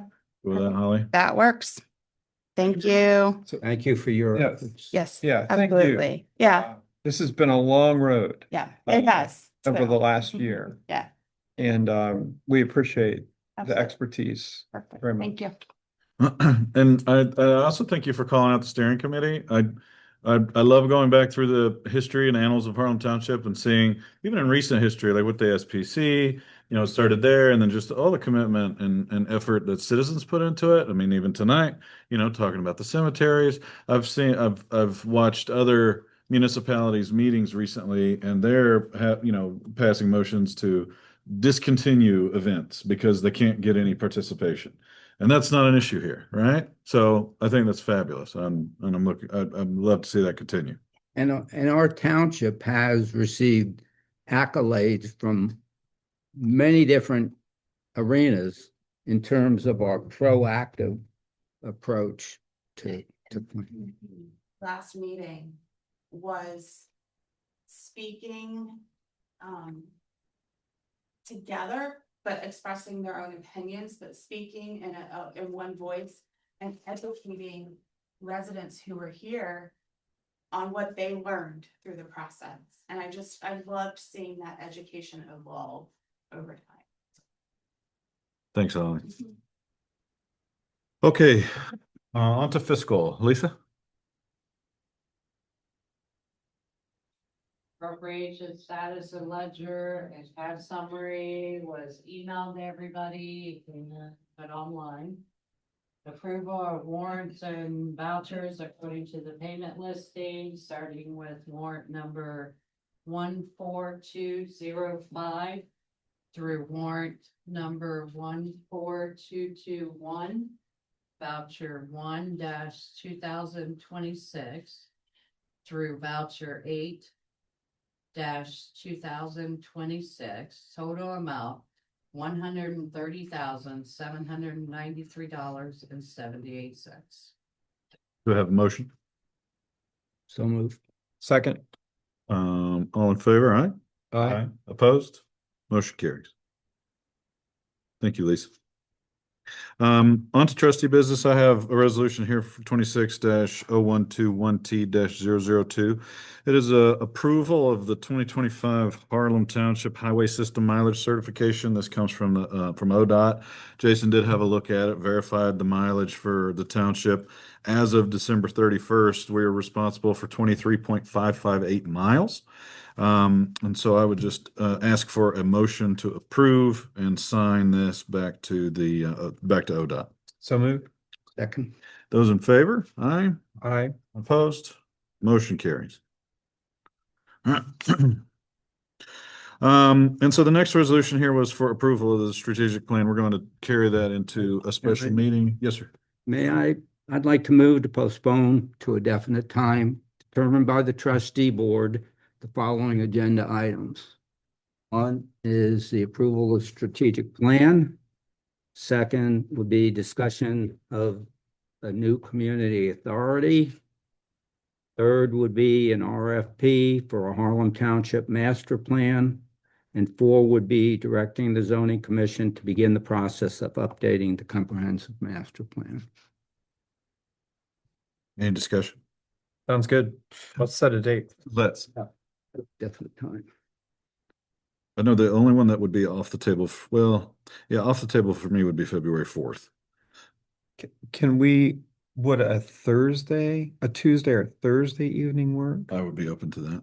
That's the 28th and 4th are bad for me, but if we did 3 or 5 Feb. I think I would throw 3 out there as a preference. Yeah. Can't be here until later. I have a 6 o'clock meeting in Lancaster on the 3rd. Bless your heart. And then driving here. Do we need Holly? I mean, no offense. Or two, I think helps. To be honest, I would appreciate you being here if you're able. So would the 5th be more amicable? 5 works. What time? To standard trustee time, 6:30 p.m. 30. 30. Ashley got all that?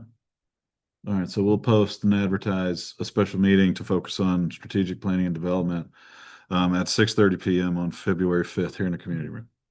Perfect.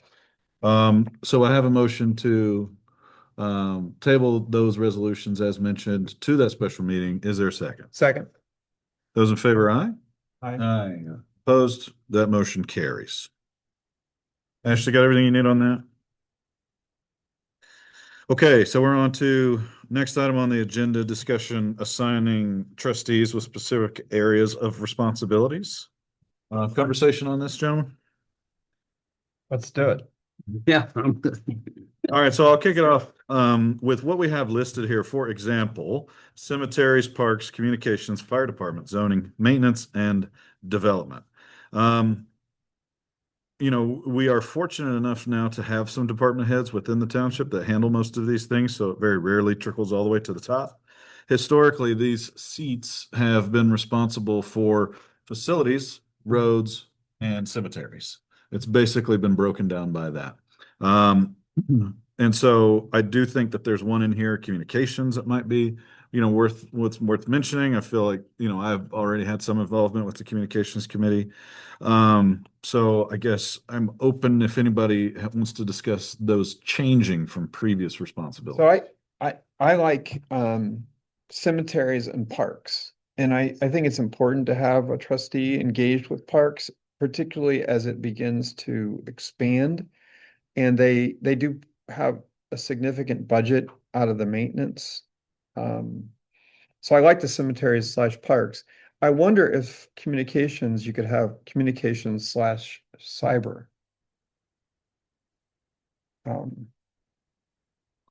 Yeah, it almost all kind of falls into the same bucket. 'Cause, Yeah. I mean, most of that is digital at this point anyway, right, Lindsay? So, I think that would fall into that realm.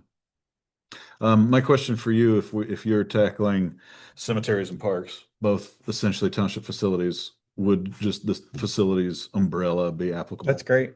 Okay. And then we just make sure the parks is. I would volunteer myself just with the existing relationship with communications and everything they got going on there to handle that in the cyber aspect.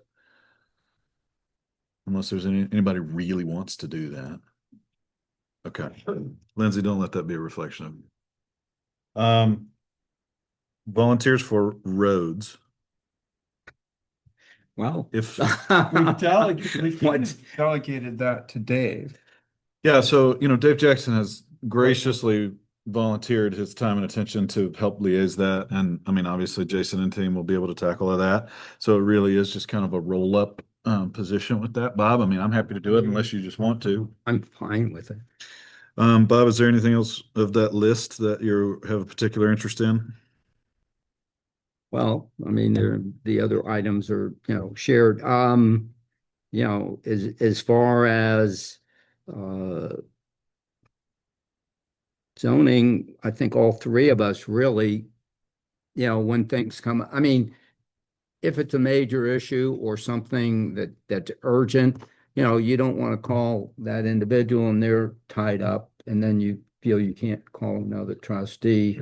I know, there was one situation that came up with Mike and he gave me a quick call and I think, we just. Usually it's whoever I know is available or around, or I see you. Most of the time, if I've got a problem, usually I'll see one of you guys somewhere during the week. And if not, I just put a call out. I think you guys all pretty much are in and out of that situation. Yeah, between zoning and fire department, there's actually some statutory oversight there. And so I'm not as concerned about those being with, you know, the chiefs and with Mike and then Mike and how the different zoning commissions are governed. So anything that would go above and beyond those levels has to come to the board in general anyway, more or less. It does. And if it's anything that I think is, even a step higher, usually I will send you guys an email from me saying, do not talk about this, just answer me back directly. So I wonder if fire department, zoning and development all just kind of fall under the umbrella of this table. That would be my opinion. Okay. And again, unless anyone feels differently. Good. So far the breakdown that we have right now is that facilities would fall under John, communications would fall under me, and then roads would fall under. And cemeteries, John. I'm putting that in the facilities umbrella.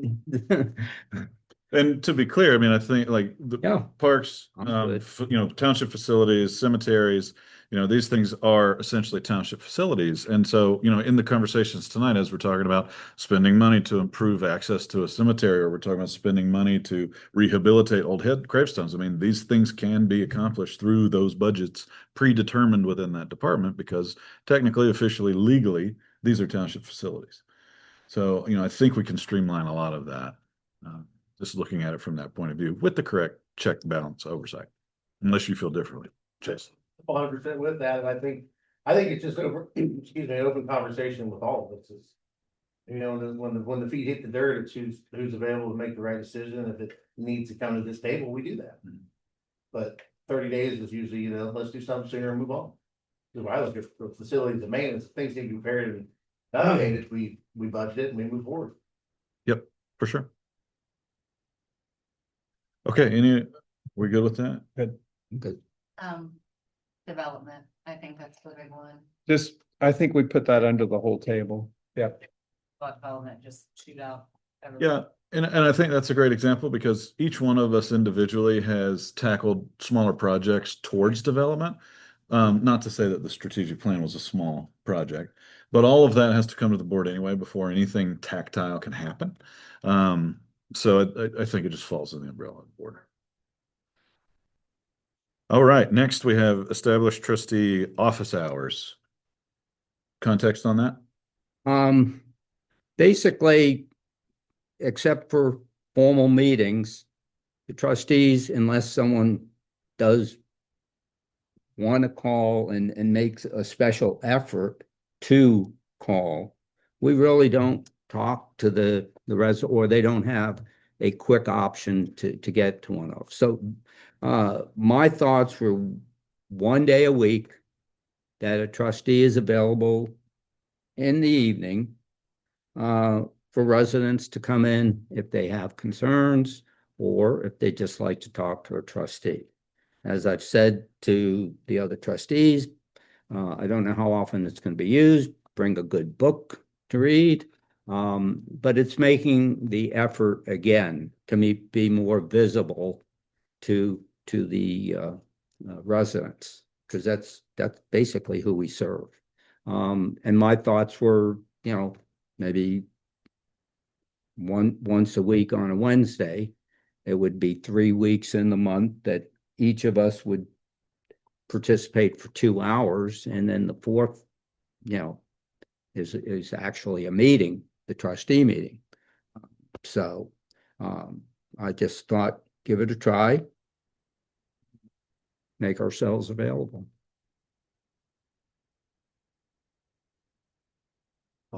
I'm not opposed to this.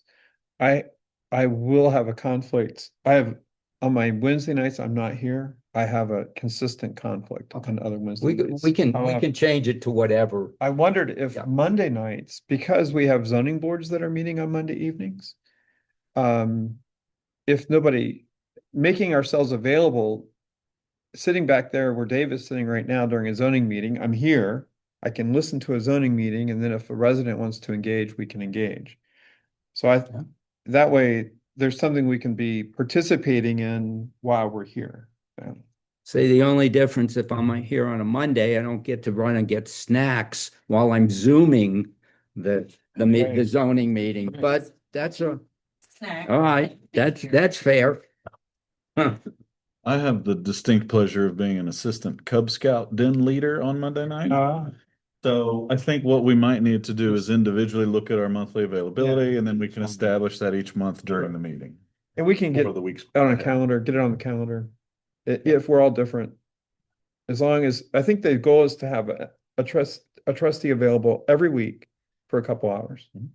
I think it even has to be like a designated day, like you said, if there's a couple Mondays and then we need to deal with Tuesday. You guys let me know what day that week, if it's John's week. Hey, I can do Thursday, I'll put it on the calendar, residents can go on, click the button for trustees, they can see when you're gonna be in the office. So that also brings people to the website. We can put it in our monthly email blast too, like. Yeah. Yeah. And I think the office hours is great for you guys. We enjoy the company, but most people like these meetings here. Most people work during the day. So are the office hours going to be, I think the more to get out there and say, hey, I'm going to be here from whatever meeting, 7:30 to 9. Anybody wants to talk to me is come in then, because that would be more the time they'd be available. And I've had many people say that, well, I work during the day. Yep. Oh, and we're talking evening. Yeah, we're not talking Yeah. during the day. I would think that would be perfect for people to come in and see it, because that's, Yeah, I've like had- 5 to 7 or like a 6 to 9 or Yeah. 6 to 8 or something like that. and as opposed to me telling them, you can try to call those numbers. I don't know if the numbers are still good or whatever it is, if they want to call and talk to you, then we can say, well, they're going to be here on this day at 8 o'clock or 7 o'clock at night. come in and talk to them then. That's their office hours. I think it's a great idea. I think it's gonna be a good resource, I really do. I have the same situation, people ask like, well, when are they in? I'm like, well, they're really not here, but. That's good. Anything further on that?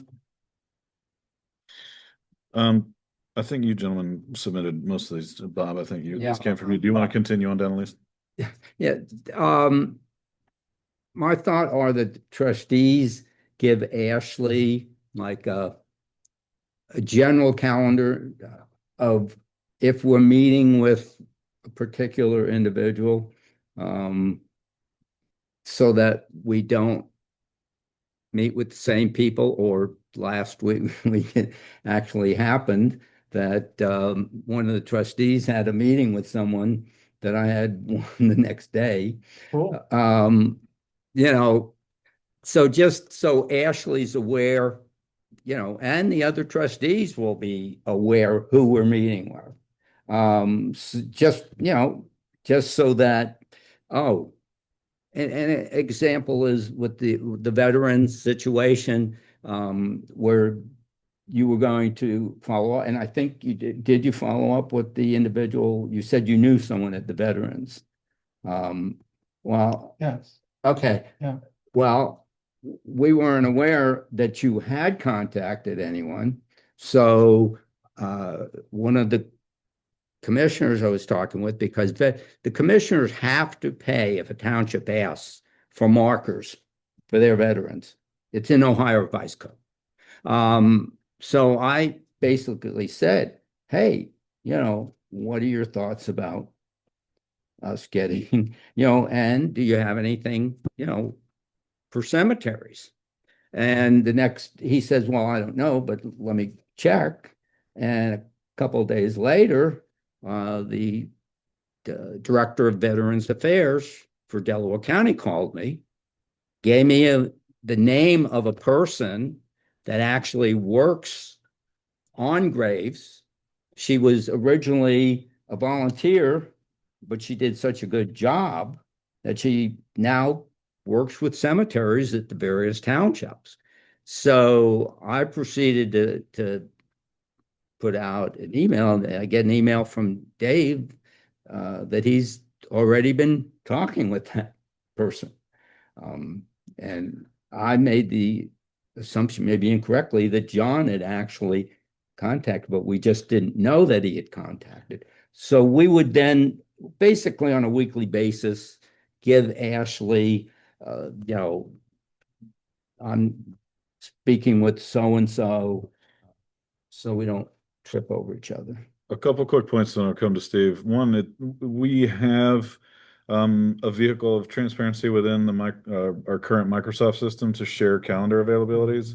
Like Ashley, you can see anybody inside the org, like we can do that, I think. But to your point of recapping discussions that were made and that kind of thing, I think that's probably just us to do the diligence of communicate that to each other.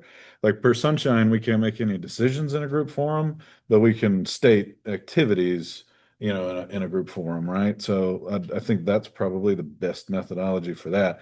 When it comes to outside of the org structure, the same practices would have to be used. Now, Dave, as a committee chair, should have the same access as far as the Microsoft environment, so on and so forth. So we can get into, we can peel those layers apart. But Steve?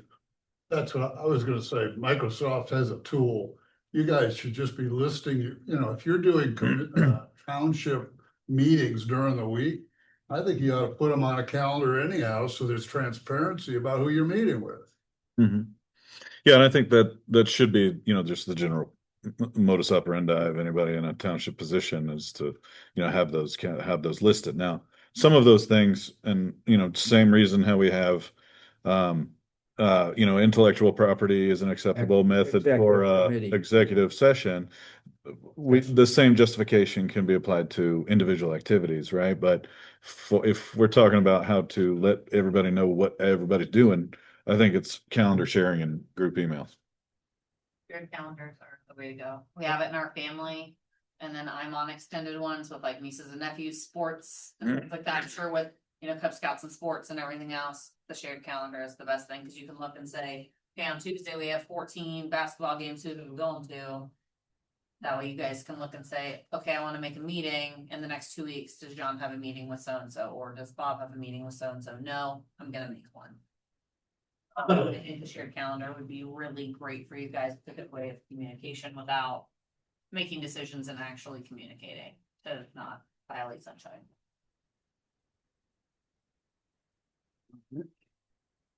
Keep it going, Bob. Trustee roundtable. We meet once a month and we all are very careful based on sunshine guidelines, not to cross that line and discuss situations pertaining to decision-making for the township.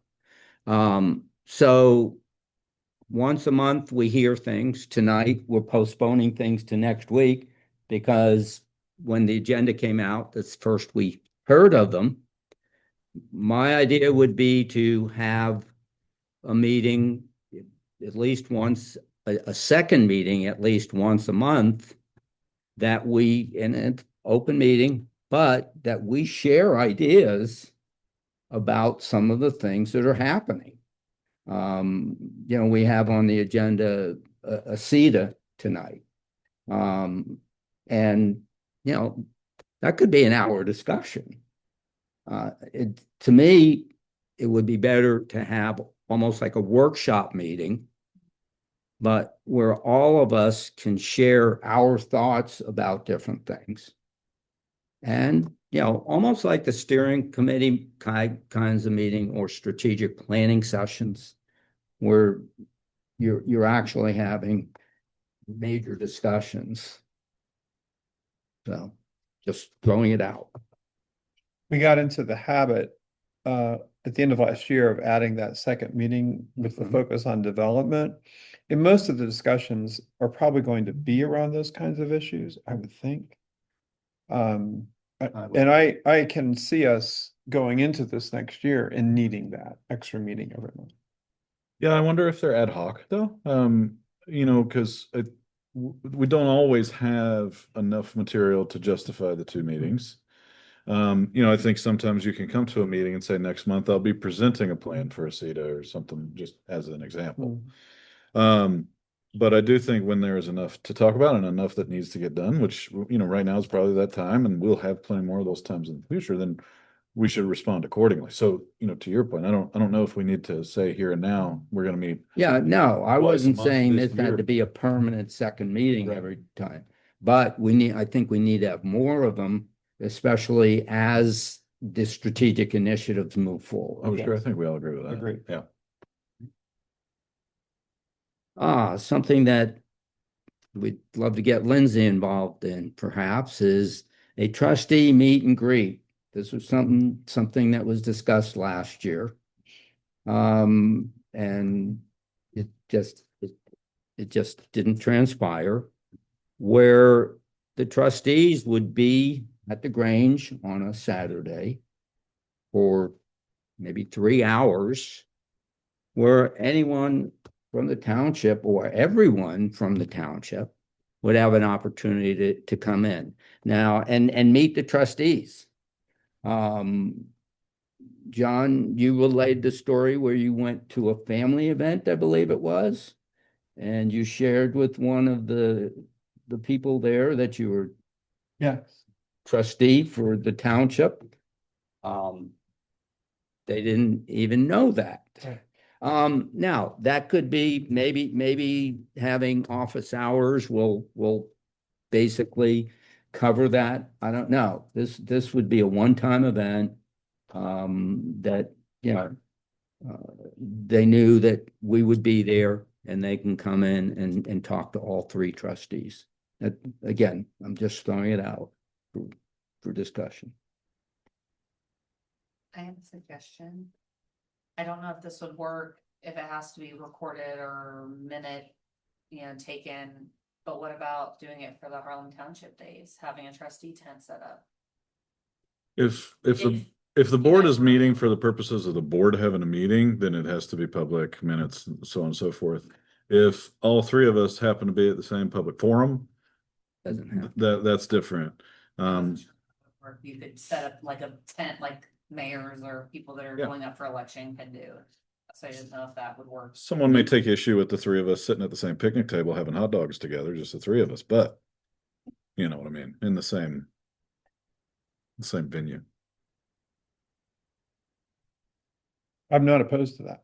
I mean, that's up to you, gentlemen. I'm not opposed to it either. I'll be honest. I would be open to that being more than once a year. I think especially if we piggyback on things like township days. You know, there's just stuff where most of us are going to it anyway. As long as it doesn't conflict with the sizzle. But we can see how that goes. All right. Is it? So I think that, hey, Bob, if you want to get this on the calendar and you and Lindsay want to coordinate, great, let's do it. Tony's got. Just wanna offer February 7th at between 8:30 and 10:30 in the morning at the Grange. There's a pancake breakfast. People sit around and talk a lot. So And all the chicken noodle dinners, they sit around and talk a lot. don't get nearly as many at the pancake breakfast. But if they knew the trustees were there for a meet and greet, maybe we'd get more. It's already on my calendar.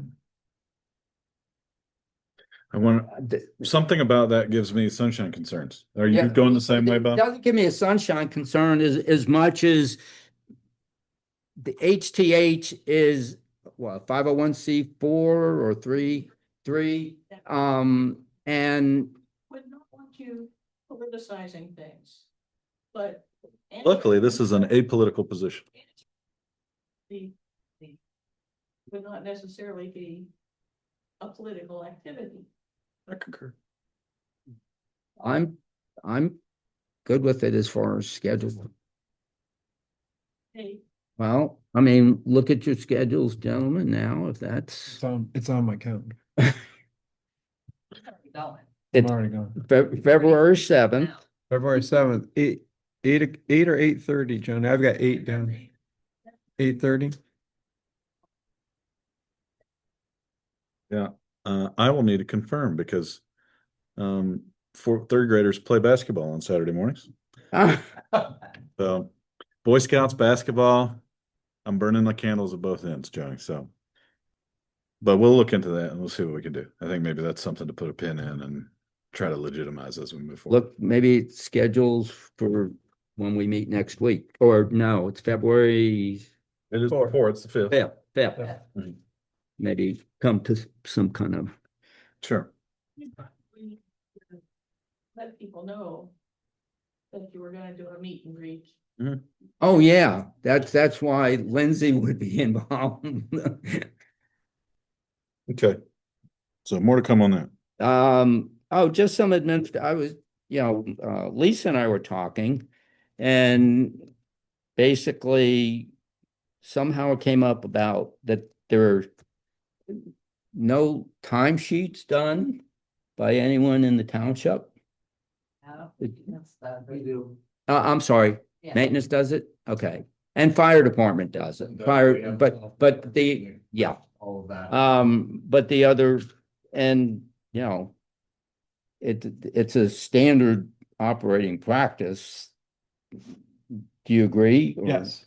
And same with leave sheets, when you're not gonna be here, that someone knows it. At least our township employees are exempt or non-exempt. What do you mean? Hourly or salary? Because I know we define an hourly amount. No, everybody should be doing a timesheet. What system do we have in place for them to do that? Is it paper or is there an electronic way of doing No, that? there's paper because because fire department uses ESO. Mhm. So that would leave only. What, 5 people? Mhm. And it's hard to get a payroll system that will. Give you a Let competitive them do cost. it electronically for 5 people, because, Yeah. Jason, what, too small. you guys just filling out a timesheet? I actually do a spreadsheet and just triple check it, send it off to Lisa. Mm. But then it's also a record for me of hours, but then in our pay stubs, it secures our time. Yeah. Per se. And so just from my own curiosity, going back to the question, right? Like, are they hourly or are they salary? Do the paychecks fluctuate? Like, do they stamp a clock each day? How is their employment defined? What do you mean? They're hourly employees. Right, so Salary and hourly need to do timesheets, need to do leave forms, yeah, I'm specifically talking about the timesheet at this point. okay? Because if we're not punching a clock, then that would justify the timesheet. But then that could mean that the paycheck would fluctuate from pay period to pay period. And I'm trying to verify if the township hires people on an hourly or a salaried basis. Salary meaning you're exempt from overtime. Not both as in different classifications of employee. You've got salary that has flex time that they can earn and take. Which is hourly, basically. Then hourly, you have where they can do overtime or comp. If I'm not mistaken, organizational meeting, it's broken out hourly. So I think maybe we could just copy out whatever you're doing. I mean, I'm not asking you to take the spreadsheet for all the employees of the township, but actually, is that something that we can look into? Is everybody just operating on essentially the same system? And it's electronic Excel. Right. So let's dial back. Is the situation, Bob, that you mentioned that nobody's filling out a timesheet? Correct.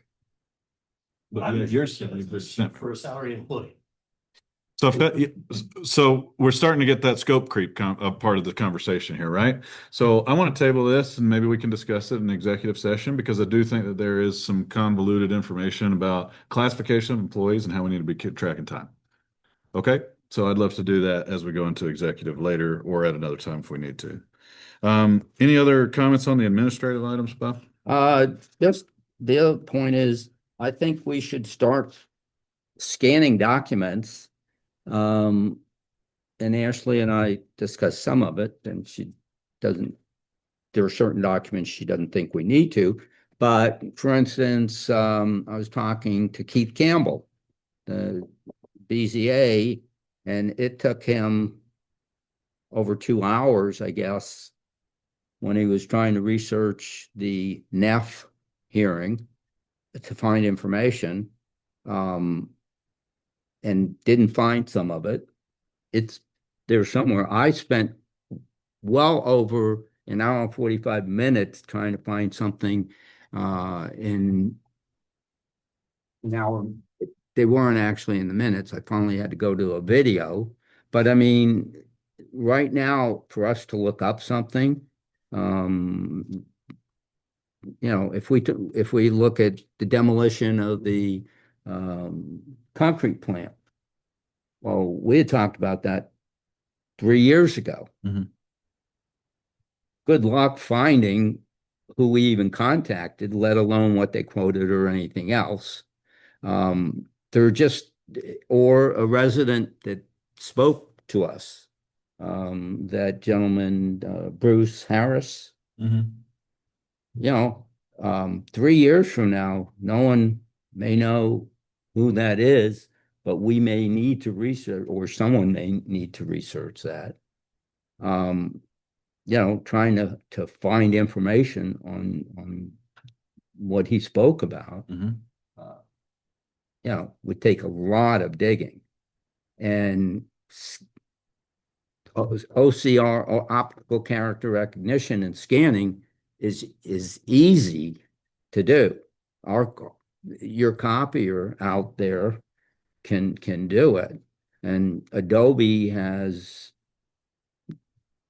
for under $100, you can get a program that will categorize so that you can pull up information, and as the township starts to get developers talking to us or plans or things of this nature, we're gonna have our act together better. So what do we need to do to implement Well, this? we need to just basically look into, what would be involved and what the cost would be, and, We should do this. but I wanted to bring it up to be sure the board, I mean, I will work, Ashley, if you're willing to work with me. on. Sure. Add something else. I do have a question on that. Documents have to be digitized to scan them.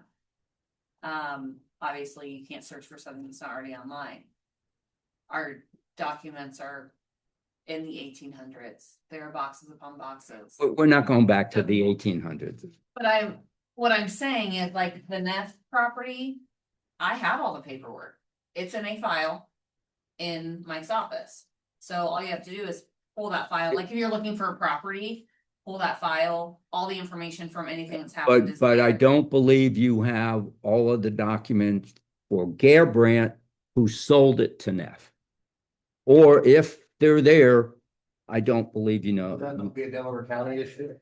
Yeah, like That's how the how county are we reporter's supposed to- office. No. if it's not in our system for them to look for it in our system. Well- So everything's gonna have to be scanned in digitally, which I would love that. I think digitizing all your files is great. I would just say. I'm not looking at going back to the, what I'm saying is some organizations, because we did this as an organization, in 3 different places that I worked, say, starting, February 15th, we're going to start to scan documents. So we're not saying, Love that. That'd be great. yeah. You guys would just have to set a date, like how far back are we going? Well, and we may say we only want to go, like Mike, maybe there, certain things in your files, or the minutes, school board meetings we did, and so if there was someone that appeared before a school board and it was 5 years ago.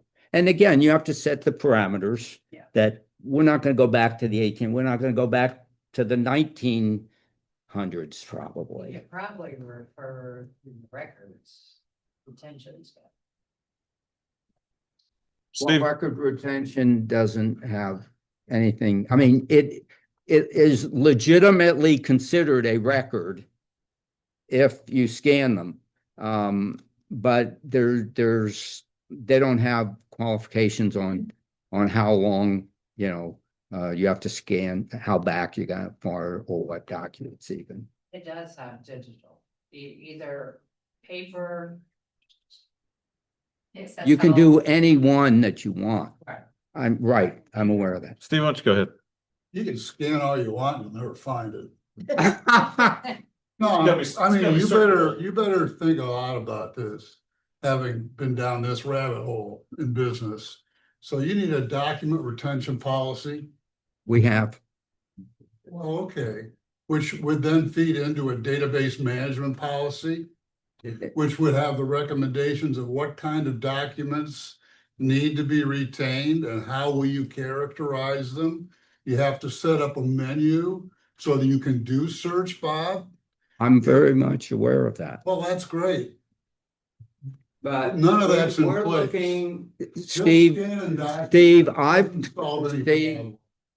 we've worked with everyone from major corporate entities to small accounting firms. The Yes. small accounting firms don't have near what they have to do. What they do is they will scan in a particular customer or, client, that they do, let's say, my accountant. And if she needs to pull up a file, or if there was a particular company I worked with that I deducted a certain amount, all she would have to do is put that name in. That name would populate wherever it was, whether it was 1987 or whether it was 2005. You can get a very basic system that will do things like that, and school boards did that because school boards wanted just their school board meetings done, and those were done very easily. So where I'm at with this is I understand the process that you're talking about. My concern is that Harlem Township doesn't currently have what I would consider a customer resource management software. You know, the website that we have is cloud-based. So we also don't have a huge server bank where we can store a lot of that digitized information. The only thing that we have is the Microsoft suite, which would allow us to have SharePoint, which that kind of file entry is incredibly manual, not to mention the organization of it. So I think what you're talking about is possible, but within the confines of the data structure that we have right now, it would be quite a lift. Well, and again, that's why we need to look But- into whether it's feasible. And I think you and Ashley should absolutely look into it. I mean, Yeah. we're already talking to Carol. Carol's already kind of doing that cybersecurity evaluation for us. I think that this could probably be a conversation within that. Because, you know, I know at least for these meetings, and I assume the zoning, you know, bodies feel the same way, any sort of documentation presented should be digitized and added as a packet to the minutes of that meeting. So they should be there, but Steve brings up the good point. Like you can digitize things all you want. If you don't have a way to look for it, it does you no good. And so that's where I think that we will have a weakness. And again, you know, you can buy a government system like the auditor's office and spend hundreds of thousands of dollars. Or you can get Adobe Acrobat, and for your house, it will do everything you want it to do for under $100. Yeah. To your So- point, PDFs typically are OCR. So, I mean, there's some options there, but I do think that that's worth, you know, if you guys want to have that conversation, as mentioned previously. Mm. I'd rather in this conversation is strategically, I would love to see us go back to 1900s or 1800s and have that historical record. There are sad stories about buildings burning down and records being lost. And so strategically, if over the course of the next 5 years, we set as a goal of we're going to digitize everything, let's get something in place that enables us to do that. I would love that. I think it's very important. Like, there are things that, like, when I was being trained, that I was like, well, where's this document? Can it burn? And I was like, well, why aren't these digital yet? She was like, we're just not there. Like, it's 2026, we're there. Yeah. So I think it's a great idea. It's a just in case. All right. So with that, I want to continue through the agenda. I do also want to say that we have just now turned to the top of 4 more pages, I guess 3 technically. We're coming up on 2.5 hours. So in light of that, gentlemen, as we continue through the agenda items, anything that would be justifiable for the special meeting in 2 weeks, I would encourage us to move to that. I would also say to maintenance and zoning departments that you're not obligated to give a complete and full update tonight, as it is listed in the minutes, but anything that you want to mention as we get to it, you're welcome to bring that to the table. But I don't think we need a full report because, as mentioned, it's in the minutes. So we have that information. The next thing on the list, though, John, I know that you had mentioned this was short-term restroom facilities for the maintenance department. Yes, I think that we should do something about this sooner rather than later. I went online really quick, found a website. Here's an example. It looks like, Jason, is this your work? No, that's Or mine. your work, Bob? Found another example. I would just like to say to Jason, yep, we support you getting a temporary solution. We support you doing it as soon as possible. I quickly researched that link you gave me. They run off 2 120-volt outlets and a garden hose. Here, take this. That will not work in this time of year. Copy. And Bob I may, have not had time to research anything else. are you okay to research this? I'll look into it and see what we can offer, Okay. what we have, and space and availability and We cost. we talked about this a month ago. And, you One know, example I've looked at runs off a garden hose and it's 5 degrees outside. It's not. gonna Right, work. it's not gonna work. I'd also be curious into facilities like this because I mean we're essentially looking into a lease agreement because we're not buying this equipment. Somebody's going to park it here, and then I would assume somebody's going to service it for the time that we need it. So I'm kind of curious what all that financial obligation is and how those agreements come about. That's my biggest goal, to find out what burden that would be on us. and Yeah. Truly feasible, Mhm. because yes, as a great solution would be nice. Yeah. And I'm going Doesn't to have to be tomorrow because it's been this way for a long time. sure. So if you could, do you think by our February regular trustee meeting? Yeah, I just haven't had time to look into it with All right. snow and the burial we had today and other things. No problem. I mean, we converse about it often. It's just one of them. Yeah, we're- diving into it. Working on your schedule at this point on that. For $4,000 to $5,000, you can actually purchase one. I would rather donate that $5,000 to the cemetery personally. Well, that's great, but how much, Okay. when you find out how much you're gonna lease it for, you may change your. Well, and with the purchase, I'm sure there's still the servicing of the unit. So I think we just need to understand what the options are. You know. John, update. So we don't need to talk about anything here. I simply would like, we can put it all in the February 4 meeting or 5. I simply would like the trustees' assent to me creating a job description for a township administrator that we could review in our regular February meeting. Are you guys open to me Yes. putting that together? Yeah. Yes. Absolutely. Gotta start somewhere. And so that was that bottom on the agenda. That's the bottom item you had. The rest of those, do we want to carry over to Yeah. the next meeting? Yes. Which meeting do you want those? That's the Special meeting. special meeting.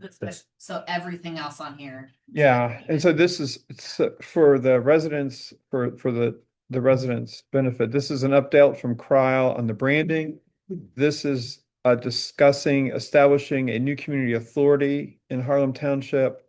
This is an update on the CETA agreements with Galena, Columbus, and New Albany. This is discussing hiring a communications firm to help the township with strategic communications as we look forward to some efforts that we're making in this next year. It is a conversation regarding a request for proposal for a Harlem Township master plan. And it is a discussion directing the zoning commission to begin the process of updating the Harlem Township comprehensive plan to be completed by December of 27. And that will all be discussed in 2 weeks. Ashley? Approval of trustee minutes from January 7th, 2026, organizational and regular trustee meeting minutes, and the January 7th, 2026 hearing HTCC 2514 meeting minutes. Move. Second. All those in favor, aye? Aye. Aye. Opposed? Carried. Oh, quick phone update. We did pay Graybar, which is the rental company. I submitted that to Spectrum VoIP, waiting for a response from them. I'm gonna contact them again tomorrow. As soon as they contact me back, that will start our 30-day cancellation for them, and they will send us labels to send those phones back. Or Graybar will send us labels, but so we're almost there. We're so close. Thank you. Chief? Good evening. Resolution 26-0121T-005. Approval to rescind the intent to hire officer that was presented to Misaki Campbell. Unfortunately, before we were able to swear her in tonight, she chose employment at another department that she had exposure to and no longer would like to be.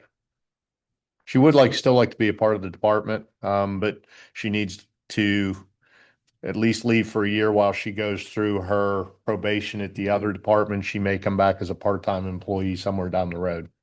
Was she to be our third full-time? Yes, she was. Okay. And so do you go to the next person on the list? That's the next resolution, trustee. Got it. Okay. All right, so for resolution 005, do I have a motion? So move. Second. Second. Those in favor, aye? Aye. Opposed? Carries. Okay.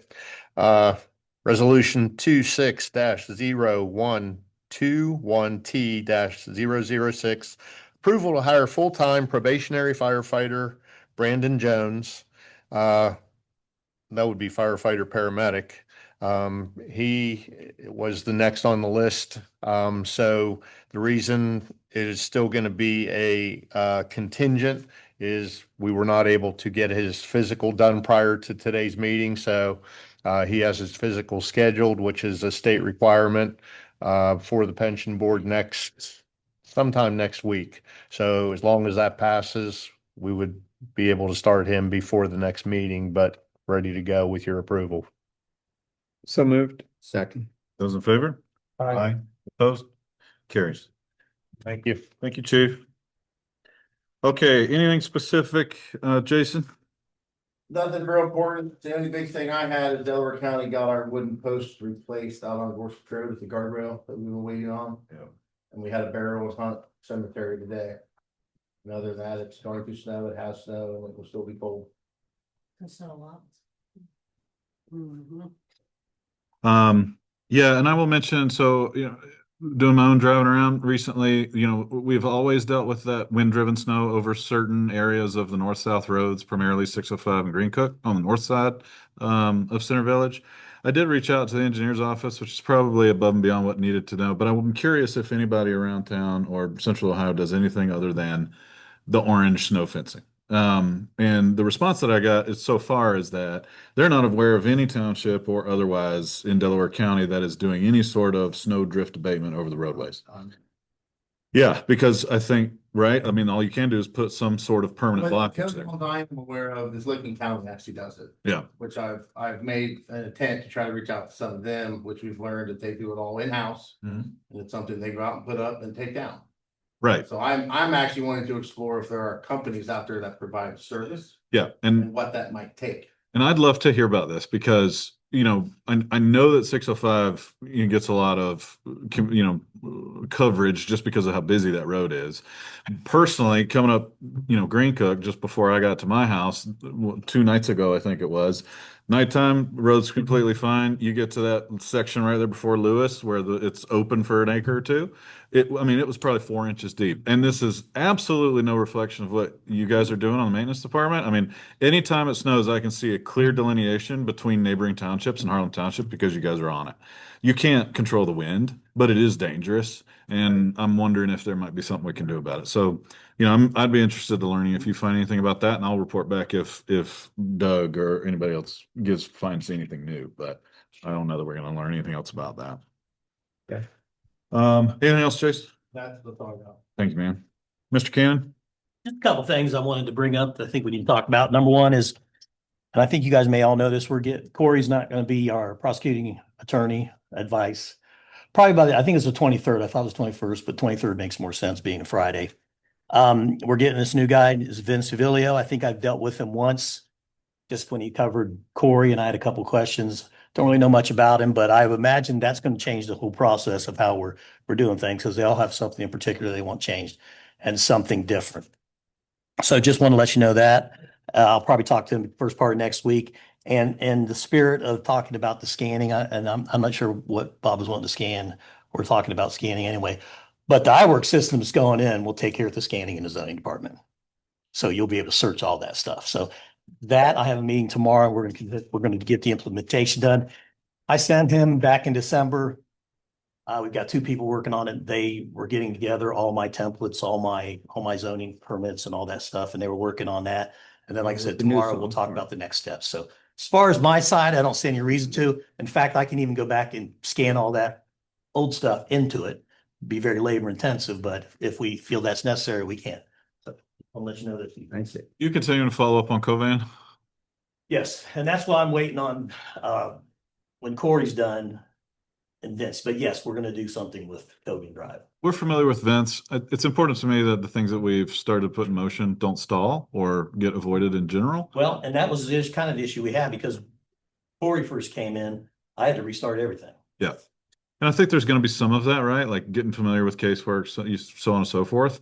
The priorities of the township are the priorities. And so I just want to make sure that that same spirit is carried through. Does that make sense? Yeah. And I'd like to say, I don't know anything about Vince. I didn't have any answer to all my questions last time I talked to him, but we didn't really have anything. Right. Vince has been there quite a few years. He Yeah. was our assistant prosecutor at one point. Mm-hmm. So we should be okay. Gentlemen, anything on zoning? Lindsay, I see you're still here. You got anything else for us? All right, we have an executive session this evening. Before we call that, I do want to give one last call for public comment or any other discussion from the board. Yes, sir, Steve. Short BZA report. We had elections at our organizational meeting, and so I'm gonna be the vice or be the chair this year, and Kyle is gonna stay on as the vice.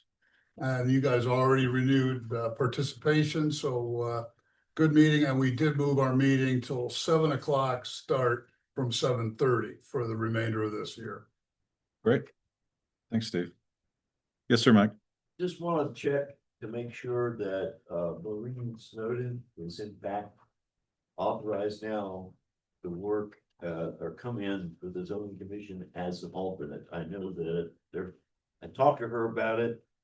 She believes that she's been appointed. I just want to make sure that in fact she has been appointed. I do believe that was on the minutes from the last Couple of meeting. months ago. Yeah. Or maybe even further. December. December. So yeah, we're all good. Remember that specific. Alternates need to be reappointed every year.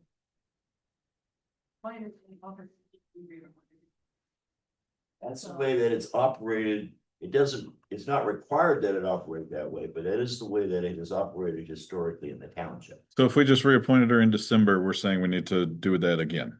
If you appointed her for 2025, but did not appoint her for 2026. Just, can you check the minutes? Let's just check the minutes.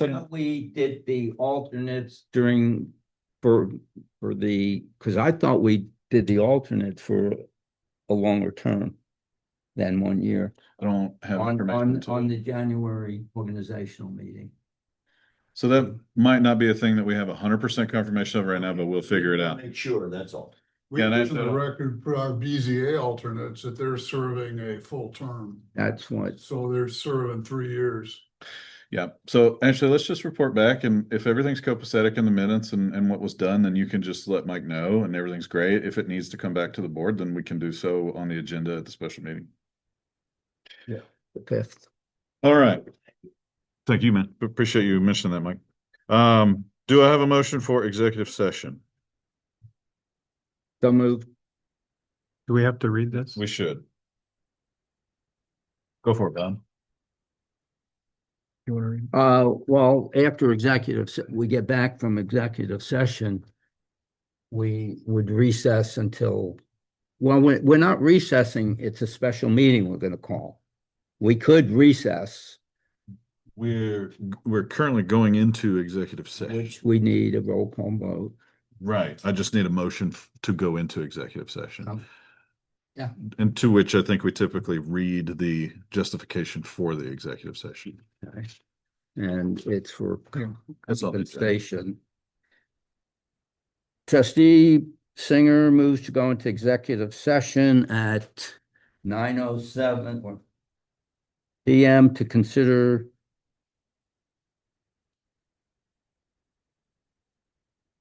compensation of a public employee or official. Roll call vote, please. Or do I have a second? Second. Roll call, please, Ashley. Oliver. Aye. Aye. Aye.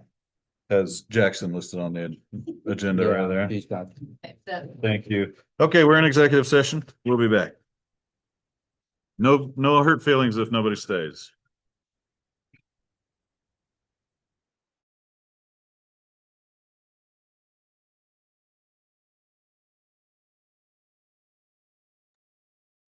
I have a motion and a second to resume regular session of the meeting. All those in favor, aye? Aye. Aye, opposed?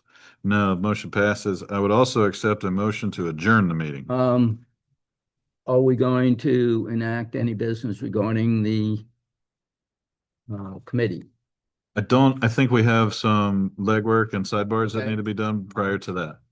I would move that we adjourn. Second. Those in favor, aye? Aye. Aye. Meeting adjourned. Thanks. These are